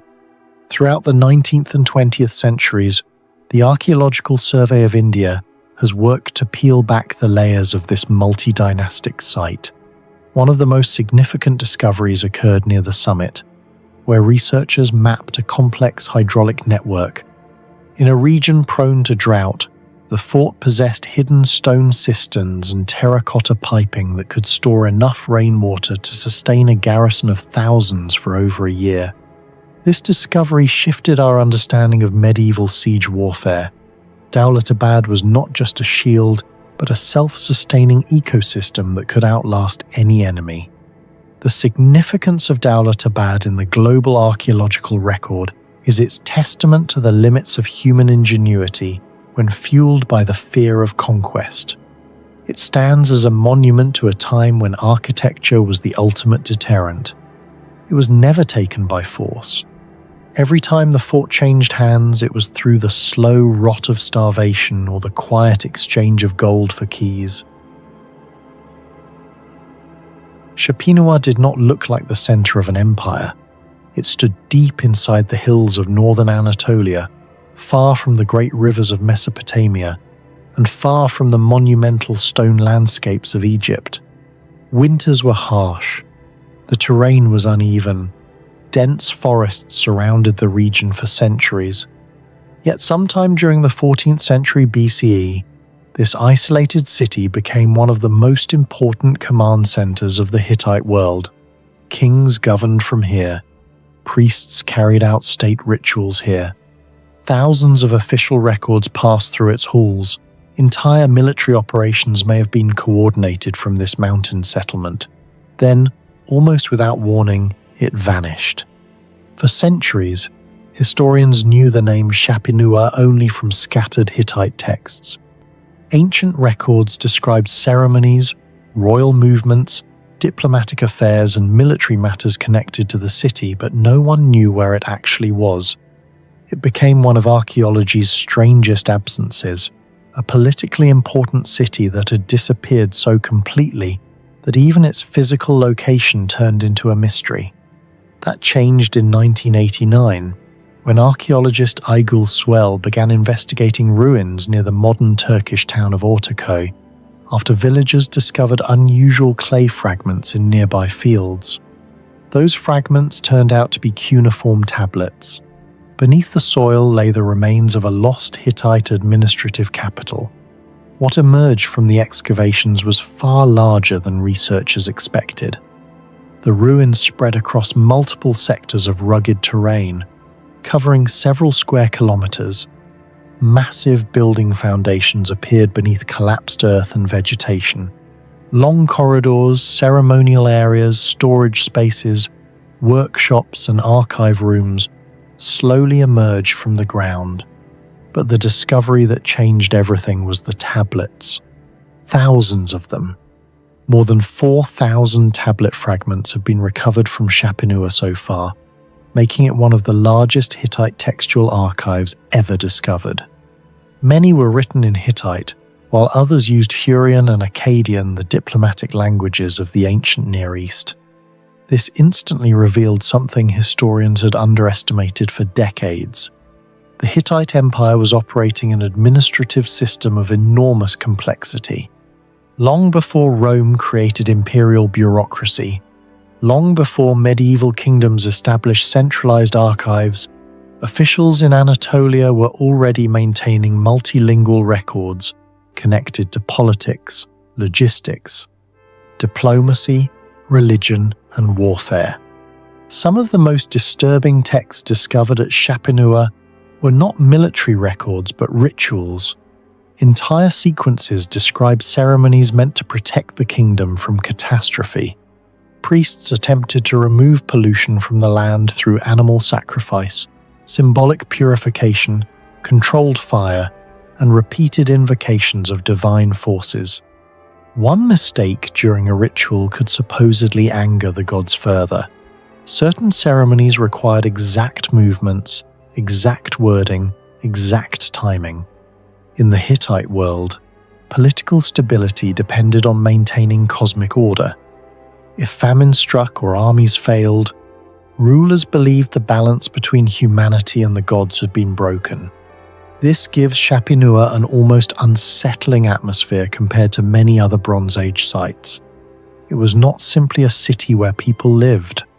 It functioned like a machine designed to maintain an empire, spiritually and politically at the same time. Some researchers believe royal families relocated here during periods of danger because the city served as both an administrative refuge and a religious center capable of restoring divine legitimacy during crises. That combination is rare even in ancient history. The geography of the site only deepens the mystery. Shapinua was built in difficult terrain surrounded by hills and seasonal extremes. Most Bronze Age civilizations flourished near stable agricultural plains or major rivers where transportation and food production were easier to control. Shapinua ignored that logic. It rose inside a landscape far less forgiving, yet archaeological evidence suggests the city handled large-scale administration for decades, possibly centuries. The engineering behind that survival remains one of the most interesting aspects of the site. Many structures used thick stone foundations supporting mud brick upper walls. That sounds ordinary until the climate is considered. Mud brick deteriorates quickly under harsh weather if construction methods are poor. Yet sections of Shapinua survived more than 3,000 years. Excavations revealed sophisticated layering methods, reinforced base structures, and drainage planning that reduced erosion across unstable terrain. Some walls were several meters thick. Certain buildings appeared deliberately positioned to control runoff and protect key sectors from seasonal damage. Researchers also discovered enormous storage vessels buried within administrative areas, suggesting centralized control over food supplies and redistribution systems. This indicates the city was capable of supporting not only its population but possibly traveling officials, military personnel, and ritual specialists moving through the region. The logistical organization implied by these findings feels surprisingly advanced for the period. Then there is the fire. Large portions of Chapinua show signs of violent burning. Blackened layers appear across buildings and archive zones, preserving objects beneath collapsed debris. Some tablets were hardened by extreme heat, accidentally ensuring their survival for thousands of years. Without those fires, much of the written archive may have dissolved back into mud long ago. What caused the destruction remains uncertain. Some historians connect the site to the wider Bronze Age collapse around 1200 BCE, when civilizations across the eastern Mediterranean suddenly fragmented. Major trade routes disappeared, palaces burned, populations moved, empires fell within remarkably short periods of time. Even the Hittite Empire itself vanished from history during this era. Chapinua may have been consumed by the same chain reaction that destroyed cities from Greece to the Levant, but evidence from the site raises difficult questions. There are signs of destruction, yet no definitive proof of a massive invasion. Some scholars argue prolonged drought weakened agricultural systems across Anatolia, destabilizing political authority before conflict erupted.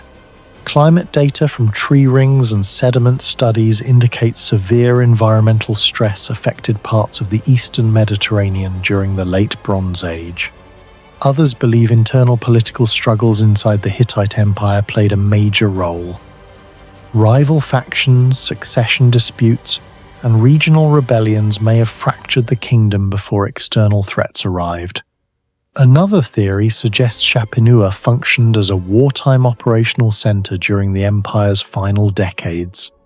Several texts mention royal activity connected to military campaigns, leading researchers to speculate that the city temporarily replaced or supplemented the authority of Hattusa during unstable periods. If true, this would explain why such a massive archive existed in a relatively remote location.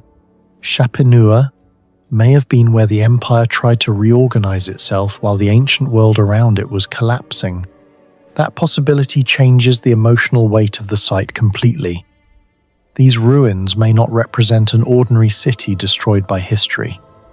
They may represent an empire attempting to survive its final crisis. Excavations over the past decades have continued revealing evidence of highly organized state activity. Archaeologists uncovered seal impressions used to secure official documents and storage containers, proving administrative control was tightly regulated. Pottery workshops suggest local industrial production supported large institutional systems.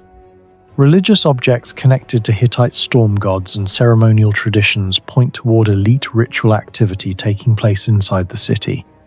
Every excavation season expands the image of Chapinua from a forgotten settlement into something far more significant, a hidden nerve center of Bronze Age power. The site also changed modern understanding of the Hittites themselves. For much of modern history, popular culture treated the Hittites as secondary players overshadowed by Egypt, Babylon, or Assyria. Chapinua challenged that idea completely. The city demonstrated that the Hittites managed multilingual diplomacy, centralized archives, advanced logistics, religious bureaucracy, and large territorial administration at a level comparable to the greatest powers of the ancient Near East. Shangavit's settlement preserves the remains of a Bronze Age settlement that should not have existed at its time. more than 5,000 years ago, while most ancient communities were still small farming villages, Shengavit already possessed stone fortifications, organized workshops, advanced metallurgy, and strangely precise ceramic technology. Even today, archaeologists still cannot fully explain how a settlement this old achieved such engineering sophistication. The site was first excavated in 1936 by Armenian archaeologist Yevgeny Bayburdian. Later excavations uncovered thick defensive walls, industrial furnaces, storage systems, and thousands of artifacts linked to the mysterious Kura Araxes culture, a civilization that spread across nearly 1 million square kilometers from the Caucasus to the Levant between roughly 3,500 and 2,200 BCE. What shocked researchers was not just Shengavit's age, but how technologically organized it appeared compared to other settlements from the same era. Most Bronze Age settlements from the 4th millennium BCE were temporary mud brick villages. Shengavit was different. Its residents constructed circular and rectangular stone buildings using volcanic basalt, one of the hardest local materials available. Some outer defensive walls reached nearly 4 meters thick, while archaeologists also discovered layered flooring systems designed to stabilize structures on uneven volcanic terrain. In several homes, researchers identified raised storage platforms, central heating hearths, ventilation gaps, and carefully separated production spaces, suggesting that the settlement was planned with surprising attention to airflow, heat distribution, and long-term durability. What makes this even stranger is the seismic environment of the Armenian highlands. Modern Armenia experiences frequent earthquakes, yet many Shengavit foundations remained structurally stable for more than 5 millennia. Engineers studying the ruins noticed similarities to primitive anti-seismic construction techniques, including thick low-center walls, curved layouts for weight distribution, and flexible stone stacking without rigid mortar. Comparable earthquake-resistant concepts would later appear in Inca architecture thousands of years later in Peru, but Shengavit predates those methods by nearly 3,000 years. Some researchers believe the builders developed these techniques through generations of observing tectonic activity, while others argue the structural precision seems too advanced for a society supposedly still in the early Bronze Age. One of Shengavit's greatest enigmas lies beneath its workshops. Excavations revealed large-scale metal production areas containing slag, crucibles, molds, and furnace remains. But the real mystery is the alloy itself. The inhabitants were producing arsenical bronze centuries before tin bronze became widespread across much of the ancient world. Arsenical bronze forms when copper is combined with arsenic-bearing minerals, creating a metal significantly harder than pure copper, with improved edge retention, greater durability, and stronger resistance to deformation. Modern experiments have shown that arsenical bronze can approach hardness levels close to early tin bronze under carefully controlled conditions. The problem is that heating arsenic ores releases toxic arsenic oxide gas. Even brief exposure can cause severe poisoning, while long-term exposure damages the lungs, skin, and nervous system. Yet Shengavit appears to have operated these furnaces continuously. Some furnace chambers reached estimated temperatures between 1,100 and 1,200 degrees Celsius, requiring controlled oxygen flow, specialized charcoal production, and carefully engineered furnace insulation. Researchers still debate how Shengavit metallurgists maintained such temperatures consistently without advanced bellows systems known from later civilizations. One theory suggests naturally windy canyon conditions near the Hrazdan River may have helped generate forced air combustion, while another proposes the existence of leather air pumps or multi-stage furnace chambers that have not survived archaeologically. What remains unexplained is how a prehistoric society mastered a toxic alloying process that even later civilizations struggled to control safely. Among all Shengavit mysteries, none confuses archaeologists more than its famous black and red ceramics.